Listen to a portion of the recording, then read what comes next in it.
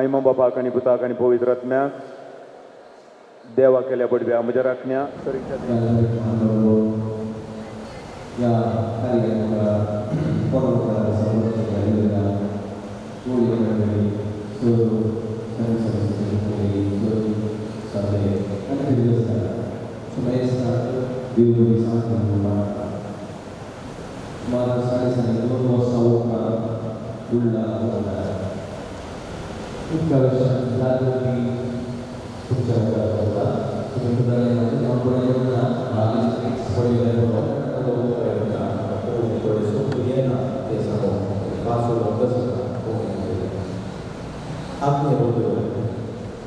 ನೀರಿನ ಜಾಗೃತಿ ಬಗ್ಗೆ ನಾವು ಕಾರ್ಯಕ್ರಮವನ್ನು ಹಮ್ಮಿಕೊಂಡಿದ್ದೇವೆ. ಇದರ ವಿಚಾರದಲ್ಲಿ ನನ್ನ ಅನುಭವದ ಮೇಲೆ ನನ್ನ ಕೆಲವೊಂದು ಕಲಿತ ಪಾಠಗಳ ಮೇಲೆ ನನ್ನ ಪ್ರೆಸೆಂಟೇಷನ್ ಇರ್ತದೆ. ಮಧ್ಯದಲ್ಲಿ ಯಾವುದೇ ಪ್ರಶ್ನೆ ಇರಬೇಕಿಲ್ಲ. ಚೆನ್ನಾಗಿ ಕುಡಿಯುವ ನೀರು ಮಾನವನ ಮೂಲಭೂತ ಹಕ್ಕು. ಅದು ಯಾರು ಹೇಳಿದ್ರು ನಾವು ಇಲ್ಲ ಹೇಳುವುದಿಲ್ಲ, ಇಲ್ಲ ಹೇಳಲಿಕ್ಕೂ ಬಿಡುವುದಿಲ್ಲ. ಸರ್ಕಾರ ಅದು ನಮಗೆ ನೀರಿಲ್ಲ ಹೇಳುವುದಿಲ್ಲ, ಎಲ್ಲಿಂದಾದರೂ ಪೂರೈಸಲಿಕ್ಕೆ ಪ್ರಯತ್ನ ಮಾಡ್ತಾರೆ. ಮಾನವನ ದೇಹದಲ್ಲಿ ಕೂಡ ಸುಮಾರು 60-70% ನೀರಿದೆ. ನಾವು ಕಣ್ಣಲ್ಲಿ ನೋಡ್ತೇವೆ, ಕಣ್ಣಲ್ಲಿ ನೀರಿದ್ರೆ ಮಾತ್ರ ನೋಡ್ಲಿಕ್ಕೆ ಸಿಗ್ತದೆ. ಕಿವಿಯ ಹೂವಲ್ಲಿ ನೀರಿದ್ರೆ ಮಾತ್ರ ಕಿವಿ ನಾವು ಮಾತಾಡೋದು ಕೇಳ್ತದೆ. ನಾವು ಮಾತಾಡೋದು ಕೇಳಿದ ಮನಸ್ಸಿಗೆ ತಗೊಳ್ಬೇಕಾದ್ರೆ ಬೆರಳಲ್ಲಿ ನೀರಿದ್ರೆ ಮಾತ್ರ ನಮಗೆ ತೆಗೆದುಕೊಳ್ಳಿಕ್ಕೆ ಆಗ್ತದೆ. ಆಹಾರವನ್ನು ಬೇಯಿಸಲಿಕ್ಕೆ ಅಡಿಗೆ ಕೋಣೆಯಲ್ಲಿ ನೀರಿದ್ರೆ ಗಂಟಿನಿಂದ ಕೆಳಗಿಳಿಯಲಿಕ್ಕೆ ಅಥವಾ ದೇಹದಲ್ಲಿ ಇಳಿಯಲಿಕ್ಕೆ ಅದು ಜೀರ್ಣಕ್ರಿಯೆಗೊಳ್ಳಲಿಕ್ಕೆ ಇನ್ನೊಂದು ಆಹಾರದಿಂದ ಎಲ್ಲ ಭಾಗಗಳಿಗೆ ಮುಟ್ಟಲಿಕ್ಕೆ ಎಲುಬುಗಳು ಗಟ್ಟಿಯಾಗಿ ಅಥವಾ ಮೂವ್ಮೆಂಟ್ ಆಗಲಿಕ್ಕೆ ಅಥವಾ ಜೀರ್ಣಶಕ್ತಿ ಆಗಲಿಕ್ಕೆ ಇನ್ನೊಂದು ಆಹಾರ ದೇಹದಿಂದ ಹೊರಗಡೆ ಹಾಕಲಿಕ್ಕೆ ಎಲ್ಲದಕ್ಕೂ ನೀರು ಬೇಕಾಗ್ತದೆ. ನೀರಿನ ಪವರ್ ಎಷ್ಟಿದೆ ಅಂತ ಹೇಳಬೇಕಂತಾದರೆ ಒಂದು ಶಾಲೆಯಲ್ಲಿ ಬೆಳಿಗ್ಗೆ ಹೊರದಲ್ಲಿ 8 ಗಂಟೆಗೆ ಅಥವಾ 9 ಗಂಟೆಗೆ ಸಾಮಾನ್ಯ ಬಿಸಿಲಿಗೆ ಒಂದು ಮಗು ಬೆಲೆ ತೆಗೆದಿತ್ತಂತಾದರೆ ಜ್ಯೂಸು ಶರ್ಬತ್ತು ಅಥವಾ ಇನ್ನೇನು ಕೊಡೋದಿಲ್ಲ, ಖಾಲಿ ನೀರು ಚುಮುಕಿಸಿದರೆ ಸಾಕು ಅದರ ಮುಖಕ್ಕೆ. ಅದು ಖಾಲಿ ಕೇವಲ ನೀರಲ್ಲೇ ಎಚ್ಚೆತ್ತುಕೊಳ್ತದೆ. ಅಷ್ಟು ಪವರ್ ಆ ನೀರಿಗಿದೆ, ಚಪ್ಪಟ್ ನೀರಿಗಿದೆ. ನಾನು ಮಾತಾಡುವಾಗ ನನ್ನ ಅನುಭವದ ಮೇಲೆ ಕೆಲವು ಸಲ ಸಿಟ್ಟಲ್ಲಿ ಕೆಟ್ಟ ಮಾತು ಬಂದು ಬಿಟ್ಟರೆ ದಯಮಾಡಿ ನನಗೆ ಕ್ಷಮಿಸಿ ಬಿಡಿ. ನೀವು ಆ ಅನುಭವದ ಮೇಲೆ ಅಪ್ಪಿತಪ್ಪಿ ಬರ್ಬೋದು, ಪ್ರಯತ್ನ ಮಾಡ್ತೇನೆ ಬಿಟ್ಟು ಬಿಡಲಿಕ್ಕೆ. ಯಾಕಂದರೆ ಸರ್ಕಾರಿ ಅಧಿಕಾರಿಗಳಿಗೆ ಜನಪ್ರತಿನಿಧಿಗಳಿಗೆ ಪಾಠ ಮಾಡುವಾಗ ಸ್ವಲ್ಪ ಕೆಟ್ಟದಾಗಿ ಕಿವಿ ಹಿಂಡಿ ಮಾತಾಡುವ ಜನ ನಾನು. ಅದಕ್ಕೆ ಇಲ್ಲಿಗೆ ಚರ್ಚಲ್ಲಿ ಮೊದಲ ಬಾರಿ ಮಾತಾಡುವಾಗ ಸ್ವಲ್ಪ ಹೆಚ್ಚು ಕಮ್ಮಿ ಆದರೆ ಸ್ವಲ್ಪ ಸುಧಾರಿಸಿ ಬಿಡಿ. ಸುಮಾರು 60-70 ಭಾಗದಷ್ಟು ನಮ್ಮಲ್ಲಿ ನೀರಿದೆ. ಯಾವುದರಲ್ಲಿ? ನಮ್ಮ ದೇಹದಲ್ಲಿ. ಅದೇ ರೀತಿ ಈ ಭೂಮಿಯಲ್ಲಿ ಇಡೀ ಭೂಮಿಯನ್ನು ನೆಲ ಮತ್ತು ಜಲ 2 ಭಾಗಗಳಾಗಿ ವಿಂಗಡಣೆ ಮಾಡಿದರೆ ನಾವು ಏನು ಕೂತ್ಕೊಂಡಿದ್ದೇವೆ ಸುಮಾರು 30 ಭಾಗದಷ್ಟು ಮಾತ್ರ ನೆಲ ಇದೆ, 70 ಭಾಗದಷ್ಟು ಭೂಮಿ ಇದೆ. That is your problem. Okay, ಕೆಳಗಿಡಬೇಕಾ? ಇಷ್ಟು ಕೆಳಗಿಡಬೇಕಾ? ಇಷ್ಟು ಕೇಳ್ತದೆ ರೈಟ್, ಸರಿ ಆಯ್ತಲ್ಲ? ಓಕೆ.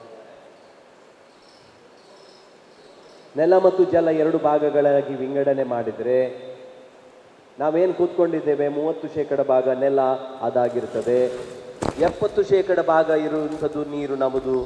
ಇಡೀ ಭೂಮಿಯಲ್ಲಿ ಇರುವಂಥ 70% ಭೂಮಿಯನ್ನು ನಾವೇನಾದರೂ 100% ತೆಗೆದುಕೊಂಡರೆ 97% ಭಾಗ ನೀರು ಇರುವಂಥದ್ದು ಉಪ್ಪು ನೀರು, ಅದು ಸಮುದ್ರದಲ್ಲಿ. ಉಳಿದಿರುವ 3%ದಲ್ಲಿ 2% ಭಾಗ ನೀರು ಇರುವುದು ಮಂಜುಗಡ್ಡೆ ರೂಪದಲ್ಲಿ, ಅದು ಹಿಮಾಲಯ ಪರ್ವತದಲ್ಲಿ. ಕೊನೆಗೆ ಮಾನವನ ಬಳಕೆಗೆ ಇವತ್ತು ನಮ್ಮ ಭೂಮಿಯಲ್ಲಿ, ಬಾವಿಯಲ್ಲಿ, ನದಿಯಲ್ಲಿ ಸಿಗುವಂಥ ನೀರು ಏನಿದೆ ಅದು ಮಾನವನ ಬಳಕೆಗೆ ಸೂಕ್ತವಾಗಿರತಕ್ಕಂಥ ನೀರು ಕೇವಲ 1% ಭಾಗ ಮಾತ್ರ. 99% ನಮ್ಮ ಕೈಯಲ್ಲಿಲ್ಲ, ನಮಗೆ ಬಳಕೆಗೆ ಸಿಗ್ತಾ ಇಲ್ಲ. ಆದರೆ ಚಿತ್ರ ನೋಡಿ, ಬಹಳ ಅದ್ಭುತವಾದ ಚಿತ್ರ. ಎಲ್ಲಿ ಕಾಡಿದೆ ಅಲ್ಲಿ ಮಳೆ ಬೀಳ್ತದೆ. ನಿಮಗೆ ಗೊತ್ತಿರಬಹುದು, ಇಡೀ ಜಗತ್ತಿನಲ್ಲಿ ಅತ್ಯಂತ ಹೆಚ್ಚು ಮಳೆ ಎಲ್ಲಿ ಬೀಳ್ತದೆ? ಎಲ್ಲಿ ಅಮೆಜಾನ್ ನದಿ ಹರಿತದೆ, ದಕ್ಷಿಣ ಅಮೆರಿಕದ ಉತ್ತರ ಭಾಗದಲ್ಲಿ. ಇಲ್ಲಿ ಜಗತ್ತಿನಲ್ಲಿ ಅತ್ಯಂತ ಹೆಚ್ಚು ಸರಾಸರಿ ಮಳೆ ಬೀಳುತ್ತೆ. ಈ ಭೂಭಾಗವನ್ನು ಬಿಟ್ಟರೆ ಈ ಭೂಭಾಗವನ್ನ ಬಿಟ್ಟರೆ ಜಗತ್ತಿನಲ್ಲಿ ಅತ್ಯಂತ ಹೆಚ್ಚು ಸರಾಸರಿ ಮಳೆ ಎಲ್ಲಿ ಬೀಳುತ್ತೆ ಅಂತ ಕೇಳಿದರೆ ಅದು ನಮ್ಮ ಪುಣ್ಯಭೂಮಿ ಭಾರತ ದೇಶದಲ್ಲಿ. ಎಷ್ಟು ಮಳೆ ಬೀಳುತ್ತೆ ಅಂತ, ಸುಮಾರು 117 ಸೆಂಟಿಮೀಟರ್ ಮಳೆ ಬೀಳುತ್ತೆ. 117 ಸೆಂಟಿಮೀಟರ್ ಮಳೆ ಬೀಳುತ್ತೆ. ನಿಮಗೆ ಸುಲಭವಾಗಿ ಅರ್ಥ ಆಗಬೇಕಂತಾದರೆ ಒಂದು ವರ್ಷದಲ್ಲಿ 12 ತಿಂಗಳಲ್ಲಿ 365 ದಿನದಲ್ಲಿ ಆಕಾಶದಿಂದ ನಮ್ಮ ಭೂಮಿಗೆ ಬಿದ್ದಂಥ ಮಳೆ ನೀರನ್ನು ನಾವೇನಾದರೂ ನೆಲದಲ್ಲಿ ಇಂಗಲಿಕ್ಕೆ ಬಿಡದಿದ್ದರೆ, ಸೂರ್ಯನ ಶಾಖಕ್ಕೆ ಆವಿಯಾಗಲಿಕ್ಕೆ ಬಿಡದಿದ್ದರೆ, ಅಥವಾ ಬಿದ್ದಂಥ ನೀರನ್ನು ನಮ್ಮ ದೇಶದಿಂದ ಹೊರಗೆ ಸಮುದ್ರಕ್ಕೆ ಹರಿದು ಹೋಗಲಿಕ್ಕೆ ಬಿಡದಿದ್ದರೆ, ದೇಶದ ಸುತ್ತ ಒಂದು ಪಾಗರವನ್ನು ಕಟ್ಟಿ ಬಿದ್ದಂಥ ಮಳೆ ನೀರನ್ನು ನಾವೇನಾದರೂ ಶೇಖರಣೆ ಮಾಡಲಿಕ್ಕೆ ಪ್ರಯತ್ನ ಪಟ್ಟರೆ ಇಡೀ ದೇಶದ ಮೇಲೆ ಹರಡಿ 1 ಮೀಟರ್ 12 ಸೆಂಟಿಮೀಟರ್ ಮಳೆಯನ್ನು ನೀರನ್ನು ನಿಲ್ಲಿಸ್ಬೋದು. ಆದರೆ ದೇಶದಲ್ಲಿ ಎಲ್ಲ ಭಾಗಗಳಲ್ಲಿ ಒಂದೇ ಸಮನಾಗಿ ಮಳೆ ನೀರು ಬೀಳೋದಿಲ್ಲ. ಬೇರೆ ಬೇರೆ ಭಾಗಗಳಲ್ಲಿ ಬೇರೆ ಬೇರೆ ಪ್ರಮಾಣದಲ್ಲಿ ಮಳೆ ಬೀಳ್ತದೆ.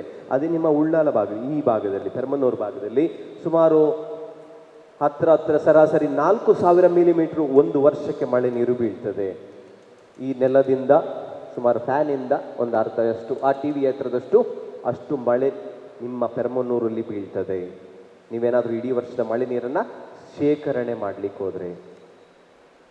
ಅದೇ ನಾವು ಭಾರತ ಭೂಪಟದ ಡೆಲ್ಲಿ ಭಾಗದ ಎಡಬದಿಗೆ ಬಂದರೆ, ಅಸ್ಸಾಂ, ಮಿಜೋರಾಂ, ನಾಗಾಲ್ಯಾಂಡ್, ಮೇಘಾಲಯ ಈ ಭಾಗಕ್ಕೆ ಬಂದರೆ ಇಲ್ಲಿ ಎಷ್ಟು ಮಳೆ ಬರುತ್ತೆ? 4000 ಮಿಲಿಮೀಟ್ರು. ಅದರ 3 ಪಟ್ಟು ಜಾಸ್ತಿ ಮಳೆ ಮೇಘಾಲಯದಲ್ಲಿ ಬರ್ತದೆ. ಡೆಲ್ಲಿ ಬದಿಯ ಎಡಬದಿಗೆ ಬರ್ತದೆ. ಅದಕ್ಕೆ ಅದನ್ನು ಮೇಘ ಅಂದರೆ ಮೋಡ, ಆಲಯ ಅಂದರೆ ಮನೆ, ಮೋಡಗಳ ಮನೆ ಅಂತ ಕರೀತಾರೆ. ಮಟ್ಟು ಗ್ರಾಮದ ಚಿರಾಪುಂಜಿಯಲ್ಲಿ ನಮ್ಮ ದೇಶದಲ್ಲಿ ಅತ್ಯಂತ ಹೆಚ್ಚು ಮಳೆ ಬೀಳುವಂಥ ಪ್ರದೇಶ. ಅಲ್ಲಿ ಎಲ್ಲ ಇಳಿಜಾರು ಗುಡ್ಡ ಆಗಿರೋದ್ರಿಂದ ಬಿದ್ದಂತೆ ಮಳೆ ಎಷ್ಟು ಬಿದ್ದರೂ ಕೂಡ ನೀರು ಶೇಖರಣೆಗೆ ಜಾಗ ಇಲ್ಲ. ಅದಕ್ಕೆ ಅಲ್ಲಿ ಜಲಕ್ಷಾಮ ಇವತ್ತು ಎದ್ದು ಕಾಣ್ತದೆ.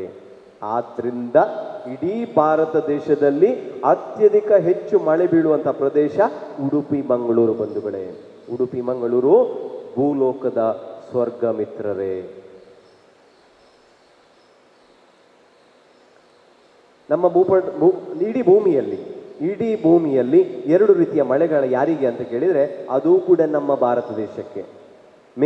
ಜೂನ್ ಬಂತು ಅಂತ ಹೇಳಿದ ಕೂಡಲೇ, ಅಥವಾ ಮೇ ಕೊನೆ ವಾರ ಬಂತು ಅಂತ ಹೇಳಿದ ಕೂಡಲೇ ಮಳೆಗಾಲ ಕೇರಳದ ಮೂಲಕ ಮಳೆ ಭಾರತವನ್ನು ಪ್ರವೇಶ ಮಾಡ್ತದೆ. ಕರ್ನಾಟಕ, ಗೋವಾ, ಆಂಧ್ರ, ಮಹಾರಾಷ್ಟ್ರ, ತಮಿಳುನಾಡು ಈ ರೀತಿಯಾಗಿ ಸುಮಾರು 45 ದಿನದಲ್ಲಿ 85% 3 ತಿಂಗಳಲ್ಲಿ ಮಳೆ ನಮ್ಮ ಭಾರತ ದೇಶದ ಮೇಲೆ ಸುರಿತದೆ. ಭೂಮಂಡಲದಲ್ಲಿ ಆಗುವಂಥ ಎಲ್ಲ ಒತ್ತಡದ ಏರಿಳಿತಗಳಿಂದಾಗಿ ಪ್ರಕೃತಿಯಲ್ಲಿರುವಂಥ ಎಲ್ಲ ತೇವಾಂಶವನ್ನು ಹಿಡ್ಕೊಂಡು ಹಿಂದಿರುಗಿ ಬರುವಾಗ ಅಲ್ಲಲ್ಲಿ ಹಿಂಗಾರು ಮಳೆಯಾಗಿ ಬರ್ತದೆ. ನಮ್ಮ ದೇಶಕ್ಕೆ ಎಲ್ಲಿಯೂ ಯಾವ ದೇಶದಲ್ಲೂ ಇಲ್ಲದ ಮುಂಗಾರು ಹಿಂಗಾರು ಮಳೆ ನಮ್ಮ ದೇಶಕ್ಕೆ ಮಾತ್ರ ಬಂಧುಗಳೇ. ನಮ್ಮ ದೇಶದ ಭೂಪಟದ ರಚನೆ ಹೇಗಿದೆ? ಎಲ್ಲ ಬೆಟ್ಟ ಗುಡ್ಡಗಳಿಂದ ಕೂಡಿದೆ. ಬೆಟ್ಟದಲ್ಲಿ ಮಳೆ ಬಿದ್ದರೆ ಏನಾಗ್ತದೆ? ಬೆಟ್ಟದಲ್ಲಿ ಮಳೆ ಬಿದ್ದರೆ ಸಣ್ಣ ಸಣ್ಣ ಜರಿಗಳ ರೂಪದಲ್ಲಿ ಹಳ್ಳ ರೂಪದಲ್ಲಿ ಹರಿಲಿಕ್ಕೆ ಆರಂಭ ಆಗ್ತದೆ. ಜರಿಗಳು ಹಳ್ಳ ಆಗ್ತದೆ, ಹಳ್ಳ ಕೊಳ್ಳ ಆಗ್ತದೆ, ಕೊಳ್ಳ ನದಿಗಳಾಗ್ತದೆ. ನಮ್ಮ ದೇಶದಲ್ಲಿ ಎಷ್ಟು ನದಿಗಳಿದಾವೆ ಅಂತ ಯಾರಾದರೂ ಪ್ರಶ್ನೆ ಮಾಡಿದರೆ ಎಷ್ಟು ಉತ್ತರ ಕೊಡ್ತೀರಿ? ನಮ್ಮ ಹಿರಿಯರು ನದಿಗಳನ್ನು ಹೆಸರಿನಲ್ಲಿ ಗುರುತಿಸ್ತಾ ಇದ್ರು. ಸುಮಾರು 2100ಕ್ಕೂ ಅಧಿಕ ನದಿಗಳು ನಮ್ಮ ದೇಶದಲ್ಲಿದ್ದಾವೆ. ಹಿಂದೂ ಸಂಪ್ರದಾಯದಲ್ಲಿ ನದಿಗಳ ಹೆಸರನ್ನ ತನ್ನ ಮನೆಯಲ್ಲಿ ಮಕ್ಕಳಿಗೆ ಕೊಡ್ತಾ ಇದ್ರು, ಮನೆಗೆ ಬಂದಂತಹ ಸೊಸೆಗೆ ಇಡ್ತಾ ಇದ್ರು. ಗಂಗಾ, ತುಂಗಾ, ಕಾವೇರಿ, ಗೋದಾವರಿ, ನರ್ಮದೆ, ಸೀತೆ ಈ ಥರ. ಇವತ್ತು ಇಲ್ಲ, ಇವತ್ತೆಲ್ಲ ಬದಲಾಗಿದ್ದಾವೆ. ಎಲ್ಲ ಡಿಂಗ್ ಡಾಂಗ್ ಹೆಸರುಗಳು ಬಂದಿದ್ದಾವೆ. ನಾವು ಸಣ್ಣದಿರಬೇಕಾದ್ರೆ ದೊಡ್ಡವರು ನಮಗೆ ಮಳೆಯೊಂದಿಗೆ ಸಂಬಂಧವನ್ನ, ಸಂಸ್ಕೃತಿಯನ್ನ ಕಲಿಸಿಕೊಡ್ತಾ ಇದ್ರು. ಮಳೆ ಬರಬೇಕಾದ್ರೆ ನಮ್ಮ ಪಿ ಟಿ ಮಾಸ್ಟರ್ ಮಳೆ ಅಂಗಳಕ್ಕೆ ಕರೆದು ಮಳೆಯಲ್ಲಿ ನೆಂದು ಹುಯ್ಯೋ ಹುಯ್ಯೋ ಮಳೆರಾಯ, ಗದ್ದೆಯ ತೋಟಕ್ಕೆ ನೀರಿಲ್ಲ ಅಂತೇಳಿ ನಮಗೆ ಸಂಬಂಧವನ್ನು ಏರ್ಪಡಿಸ್ತಾ ಇದ್ರು. ಆದರೆ ಇವತ್ತು ಹಾಡುಗಳು ಚೇಂಜ್ ಆಗಿದ್ದಾವೆ. ಏನು ಹೇಳಿ? ರೈನ್ ರೈನ್ ಗೋವೆ, ಮತ್ತೆಲ್ಲಿಂದ ಮಳೆ ಬರಬೇಕು? ನದಿಗಳು ನೈರ್ಮಲ್ಯದ ಸಂಕೇತ. ಯಾವುದೇ ಊರಿಗೆ ಹೋಗಿ, ಯಾವುದೇ ಪಟ್ಟಣಕ್ಕೆ ಹೋಗಿ, ಯಾವುದೇ ಹಳ್ಳಿಗೆ ಹೋಗಿ ಒಂದು ನದಿ ಹಳ್ಳ ಕೊಳ್ಳ ಸಿಗತ್ತೆ. ಆ ನದಿ ನೀರನ್ನು ನೋಡಿ ಅದರ ಆಧಾರದ ಮೇಲೆ ಹೇಳಬಹುದಂತೆ ಮುಂದೆ ಬರುವಂಥ ಜನ ಹೇಗಿದ್ದಾರೆ, ಮುಂದೆ ಬರುವಂಥ ಜನರ ಸ್ವಚ್ಛತೆ, ನೀರಿನ ಸಂರಕ್ಷಣೆ, ಮಾನಸಿಕತೆ ಹೇಗಿದೆ ಅಂತೇಳಿ ಆ ನದಿ ನೀರನ್ನು ನೋಡಿ ಅದರ ಆಧಾರದ ಮೇಲೆ ಹೇಳ್ಬೋದಂತೆ. ಯಾವುದೇ ಊರಿಗೆ ಹೋಗಿ, ಯಾವುದೇ ಪಟ್ಟಣಕ್ಕೆ ಹೋಗಿ ನದಿ ಹಳ್ಳ ಕೊಳ್ಳ ಸಿಕ್ಕಿದ್ರೆ ಅದರದ್ದು ಗಲೀಜು ನೋಡಿ ಅದನ್ನು ಲೆಕ್ಕ ಹಾಕಿ ಊರಿನ ಜನರು ಯಾವ ರೀತಿಯಲ್ಲಿ ಊರಲ್ಲಿ ಸ್ವಚ್ಛತೆಯಲ್ಲಿ ಇದ್ದಾರೆ ಅಂತ ಲೆಕ್ಕ ಹಾಕ್ಲಿಕ್ಕೆ ಆಗ್ತದೆ. ಹಿಮನದಿಗಳ ಬಗ್ಗೆ ಯಾಕೆ ಹೇಳಬೇಕು ನಾನು? ಏನು ನಿಮ್ಮ ಪೆರ್ಮನೂರಲ್ಲಿ ಹಿಮನದಿಗಳಿದೆಯಾ? ಸುಮಾರು 15,000ಕ್ಕೂ ಮಿಕ್ಕಿ ಹಿಮ ನದಿಗಳನ್ನು ನಮ್ಮ ವಿಜ್ಞಾನಿಗಳು ಹಿಮಾಲಯದಲ್ಲಿ ಹೆಸರಿನಲ್ಲಿ ಗುರುತಿಸ್ತಾರೆ. ಹಿಮ ನದಿಗಳನ್ನು, ನದಿಯಲ್ಲಿ ನದಿ ಹರಿತದೆ, ನೀರು ಹರಿತದೆ, ಹಿಮ ನದಿಯಲ್ಲಿ ಹಿಮ ನದಿ ಹರಿತದೆ. ಒಂದು ದಿನಕ್ಕೆ 1 ಅಡಿ 2 ಅಡಿ ನದಿ, ಹಿಮ ನದಿಗಳು ಮೂವ್ ಆಗ್ತದೆ, ಹರಿತದೆ. ಇಡೀ ಭಾರತ ದೇಶ, ಇಡೀ ಜಗತ್ತಿನಲ್ಲಿ 40% ಜನಸಂಖ್ಯೆ ನಮ್ಮ ಭಾರತದ ತುದಿಯಲ್ಲಿರುವ ಹಿಮ ನದಿಯ ನೀರನ್ನು ಬಳಸ್ತಾರೆ. ಇಡೀ ಜಗತ್ತಿನಲ್ಲಿ ಭಾರತ ದೇಶದಲ್ಲಿ 60% ಜನಸಂಖ್ಯೆ ಭಾರತದ ತುದಿಯಲ್ಲಿರುವಂತಹ ಹಿಮಾಲಯದ ಹಿಮ ನೀರನ್ನು ಬಳಸ್ತಾರೆ ದಿನ ಬಳಕೆಗೆ, ಕೃಷಿಗೆ, ಇಂಥ ವಿಚಾರದಲ್ಲಿ. ಕೆರೆಗಳ ಬಗ್ಗೆ ಯಾಕೆ ಹೇಳಬೇಕು? ಎಷ್ಟು ದೊಡ್ಡ ಕೆರೆಗಳನ್ನು ನೀವು ನೋಡಿದ್ದೀರಿ? ಒಂದು 25 ಎಕರೆ, 50 ಎಕರೆ, 100, 200, 300, 500 ಎಕರೆ ವಿಸ್ತೀರ್ಣದ ಕೆರೆಗಳು. ಅದರಲ್ಲಿ ಒಂದು ಶಬ್ದ ಬರೆದಿದೆ ಕೆಳಗಡೆ, ಮ್ಯಾನ್ ಮೇಡ್ ಅಂತ ಬರೆದಿದೆ, ಮಾನವ ನಿರ್ಮಿತ ಕೆರೆಗಳು. ಆಗ ರಾಜ ಇದ್ದ, ಪ್ರಜೆಗಳಿಗೆ ಆರ್ಡರ್ ಕೊಡ್ತಾ ಇದ್ದ, ಪ್ರಜೆಗಳು ಆಶೆಯಲ್ಲಿ ನಮ್ಮೂರಿಗೆ ಒಂದು ಕೆರೆ ಆಗಲಿ ಹೇಳಿ ಆರೆ ಪಿಕ್ಕಾಸಿ ಇಟ್ಕೊಂಡು ಮಾಡ್ತಾ ಇದ್ರು. ಮ್ಯಾನ್ ಮೇಡ್ 13 ಲಕ್ಷ ಕೆರೆಗಳು ನಮ್ಮ ದೇಶದಲ್ಲಿದ್ದಾವೆ. ಕರ್ನಾಟಕದ 38,000, ತಮಿಳುನಾಡಲ್ಲಿ 42,000, ಆಂಧ್ರದಲ್ಲಿ 52,000 ಕೆರೆಗಳು. ದೊಡ್ಡ ದೊಡ್ಡ ಕೆರೆಗಳು, ಸಣ್ಣ ಸಣ್ಣದಲ್ಲ, 300, 400, 500 ಎಕರೆ ವಿಸ್ತೀರ್ಣದ ಕೆರೆಗಳು. ಜೌಗು ಪ್ರದೇಶ, ಇಲ್ಲಿ ನದಿ ಇದೆ, ನದಿಯಲ್ಲಿ ನೀರು ಇಳಿತಾ ಆಗ್ತದೆ. ಯಾವಾಗ ನದಿ ನೀರು ಜಾಸ್ತಿಯಾಗಿ ಆಗ್ತದೆ, ಆವಾಗ ಒಣ ಭೂಮಿಯನ್ನ ನೀರು ಆವರಿಸ್ತದೆ. ಶುದ್ಧ ಕುಡಿಯುವ ನೀರಿನ ಮೂಲವನ್ನ ಉತ್ಪಾದನೆ ಮಾಡುವಂತ ಕೇಂದ್ರಗಳು. ನಮ್ಮ ಇಡೀ ಭಾರತ ದೇಶದಲ್ಲಿ 18.5% ಜೌಗು ಭೂಮಿ ಇದೆ. ಫೆಬ್ರವರಿ 2ನೇ ತಾರೀಕಿಗೆ ನಾವು ಜೌಗು ಆಚರಣೆ ಮಾಡ್ತೇವೆ. ಇಲ್ಲಿವರೆಗೆ ನಾನು ನಿಮ್ಮ ಹತ್ರ 12 ನಿಮಿಷ ಮಾತಾಡಿದೆ. 12 ನಿಮಿಷ ನಿಮ್ಮ ಹತ್ರ ಹೇಳಿದ್ದೆಂಥದ್ದು? ಇಡೀ ಜಗತ್ತಿನಲ್ಲಿ, ಇಡೀ ಭೂಗೋಳದಲ್ಲಿ ಎಲ್ಲಿಯೂ ಇಲ್ಲದಂತ ಜಲ ಸಂಪತ್ತು ನಮ್ಮ ಭಾರತ ದೇಶದಲ್ಲಿ ಇದೆ ಅಂತ ಹೇಳಿದ್ದು. 2,100ಕ್ಕೂ ಅಧಿಕ ನದಿಗಳು, 117 ಸೆಂಟಿಮೀಟರ್ ಮಳೆ, 15,000 ಹಿಮ ನದಿಗಳು, 13 ಲಕ್ಷ ಕೆರೆಗಳು, 18.5% ಭೂಮಿ ಜೌಗು ಪ್ರದೇಶ, ಇನ್ನು ಜಲಪಾತಗಳು, ಡ್ಯಾನ್ಸ್ಗಳು ಇಷ್ಟಿರ್ಬೋದು. ಆದರೆ ದೇವರು ಭೂಮಿಯನ್ನು ಸೃಷ್ಟಿ ಮಾಡ್ತಾರೆ, ಅದ್ಭುತವಾಗಿ ಕೊಡ್ತಾರೆ. ಪ್ರಾಣಿಗಳಲ್ಲಿ ಬುದ್ಧಿವಂತ ಪ್ರಾಣಿ ಮನುಷ್ಯನ ಕೈಯಲ್ಲಿ ಈ ಭೂಮಿಯನ್ನು ಜಾಗ್ರತೆ ಮಾಡಪ್ಪ ಅಂತ ಹೇಳಿ ಕೊಟ್ಟು ಹೋಗ್ತಾರೆ. ಆದರೆ ಆ ಸಂದರ್ಭದಲ್ಲಿ ಆ ಅದ್ಭುತವಾದ ಭೂಮಿಯನ್ನು ನೋಡಿದ್ದಿದ್ರೆ ಆ ಚಂದ್ರಶೇಖರ ಭಂಡಾರಿ ಎಂಬ ಕವನಗಾರ ಹೇಳ್ತಾರೆ ತನ್ನ ಡೈರಿಯಲ್ಲಿ, ಧರೆಗೆ ಅವತರಿಸಿದೆ ಸ್ವರ್ಗದ ಸ್ಪರ್ಧಿಯು, ಸುಂದರ ತಾಯಿ ನೆಲವು ನಮ್ಮ ಈ ತಾಯಿ ನೆಲವು, ದೇವಿ ನಿನ್ನಯ ಸೊಬಗಿನ ಮಹಿಮೆಯ ಬಣ್ಣಿಸಲು ಆಗದು ನಮ್ಮ ಈ ತಾಯಿ ನೆಲವು ಅಂತೇಳಿ ಚಂದ್ರಶೇಖರ ಭಂಡಾರಿಯವರು ನಮ್ಮ ದೇವರು ಅದ್ಭುತವಾಗಿ ರಚಿಸಿಕೊಟ್ಟಂಥ ಭೂಮಿಯ ಬಗ್ಗೆ ವರ್ಣನೆ ಬರೀತಾರೆ. 1901ನೇ ಇಸ್ವಿಯಲ್ಲಿ ಬೆಂಗಳೂರು, ತುಮಕೂರು, ಕೋಲಾರದಲ್ಲಿ ಅಂದರೆ ಬಯಲು ಪ್ರದೇಶದಲ್ಲಿ, ಇದು ಕರಾವಳಿ ಪ್ರದೇಶ, ಕುದುರೆಮುಖ ಘಟ್ಟ ಅಥವಾ ಚಾರ್ಮಾಡಿ ಘಟ್ಟ ಮೇಲೆ ಹತ್ತಿದ ಕೂಡಲೇ ಅದನ್ನು ಮಲೆನಾಡು ಘಟ್ಟ ಅಂತ ಹೇಳ್ತೀವಿ, ಮಲೆನಾಡು ಪ್ರದೇಶ ಅಂತ ಹೇಳ್ತೀವಿ. ಬೆಂಗಳೂರು, ಹಾಸನ, ಸಕಲೇಶ್ಪುರ, ಶಿವಮೊಗ್ಗ ಈ ಏರಿಯಾವನ್ನ ಎಲ್ಲ ನಾವು ಬಯಲು ಪ್ರದೇಶ ಅಂತ ಹೇಳ್ತೀವಿ. ಬೆಂಗಳೂರು, ತುಮಕೂರು, ಕೋಲಾರ ಈ ಪ್ರದೇಶದಲ್ಲಿ 1901ನೇ ಇಸ್ವಿಯಲ್ಲಿ ಮಕ್ಕಳು 3 ಫೀಟ್ ಗುಂಡಿ ತೆಗೆದ್ರೆ ನೆಲದಲ್ಲಿ ನೀರು ಸಿಗ್ತಾ ಇತ್ತು. ಮಕ್ಕಳು 3 ಫೀಟ್ ಗುಂಡಿ ತೆಗೆದ್ರೆ ನೀರು ಸಿಗ್ತಾ ಇತ್ತು. ಆದರೆ ಇವತ್ತು 1300 ಅಡಿಗಳ ಹೋದ್ರೂ ನೀರಿಲ್ಲ. ಯಾಕೆ? ನಾವು ಎಷ್ಟು 100 ವರ್ಷದ ಹಿಂದೆ ಎಷ್ಟು ಮಳೆ ಬರ್ತಾ ಇತ್ತು ಅಷ್ಟೇ ಮಳೆ ಇವತ್ತಿಗೂ ಕೂಡ ನಮ್ಮ ಭೂಮಿಯಲ್ಲಿ ಬರ್ತಾ ಇದೆ. ಆದರೆ ನಾವು ನೀರನ್ನು ಹಿಡಿದಿಟ್ಟು ಭೂಮಿಯಲ್ಲಿ ಇಂಗಿಸಲಿಲ್ಲ. ಅದಕ್ಕೆ 3 ಫೀಟಿನಿಂದ 3000 ಅಡಿ ಆಳಕ್ಕೆ ನೀರು ಇಳಿದಿದೆ. ಇದು ನಿಮ್ಮೂರಿನ ಚಿತ್ರ. ವಾರ್ತಾಪತ್ರಿಕೆಗಳನ್ನು ಗಮನಿಸಿ, ಮೊದಲೇ ಎಚ್ಚರಿಕೆ ಕೊಡ್ತದೆ, ಆತಂಕ ತಂದಿದೆ, ನಿಮ್ಮ ಅಂತರ್ಜಲ ಕುಸಿದಿದೆ. ನಮಗೆ ಬಿದ್ದೋಗ್ಲಿಲ್ಲ, ನಾವು ಹೆಡ್ಡಿಂಗ್ ಮಾತ್ರ ನೋಡ್ತೀವಿ, ಅದನ್ನು ಸಂಪೂರ್ಣವಾಗಿ ಓದಲಿಕ್ಕೂ ಹೋಗುವುದಿಲ್ಲ. 2018ನೇ ಇಸ್ವಿಗೆ ಕೊಡಗು ಜಿಲ್ಲೆ ಜಾರ್ತದೆ, ಕೇರಳದಲ್ಲಿ ನೆರೆ ಬರ್ತದೆ. ಆದರೂ ಕೂಡ ನಮ್ಮ ದೇಶದ 12-13 ಭಾಗಗಳಲ್ಲಿ ಮಳೆಯೇ ಬೀಳುವುದಿಲ್ಲ. ಮಳೆ ಬೀಳುವಂಥ ಜಾಗದಲ್ಲಿ ಜೂನ್, ಜುಲೈ, ಆಗಸ್ಟ್, ಸೆಪ್ಟೆಂಬರ್ ತಿಂಗಳಲ್ಲಿ ಮಳೆ ಬರ್ತದೆ.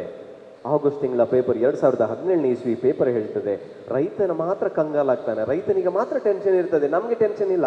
ನಾವು ಮನೆ ಒಳಗಡೆ ಕೂತ್ಕೋತೀವಿ, ಕಿಟಕಿ ಬಾಗ್ಲಾಗ್ತೀವಿ, ಚಳಿ ಅಂತ ಒಂದು ಶೆಟರ್ ಹಾಕೋತೀವಿ, ಕೂತ್ಕೋತೀವಿ. ಸೆಪ್ಟೆಂಬರ್ ತಿಂಗಳಲ್ಲಿ ಜೂನ್, ಜುಲೈ,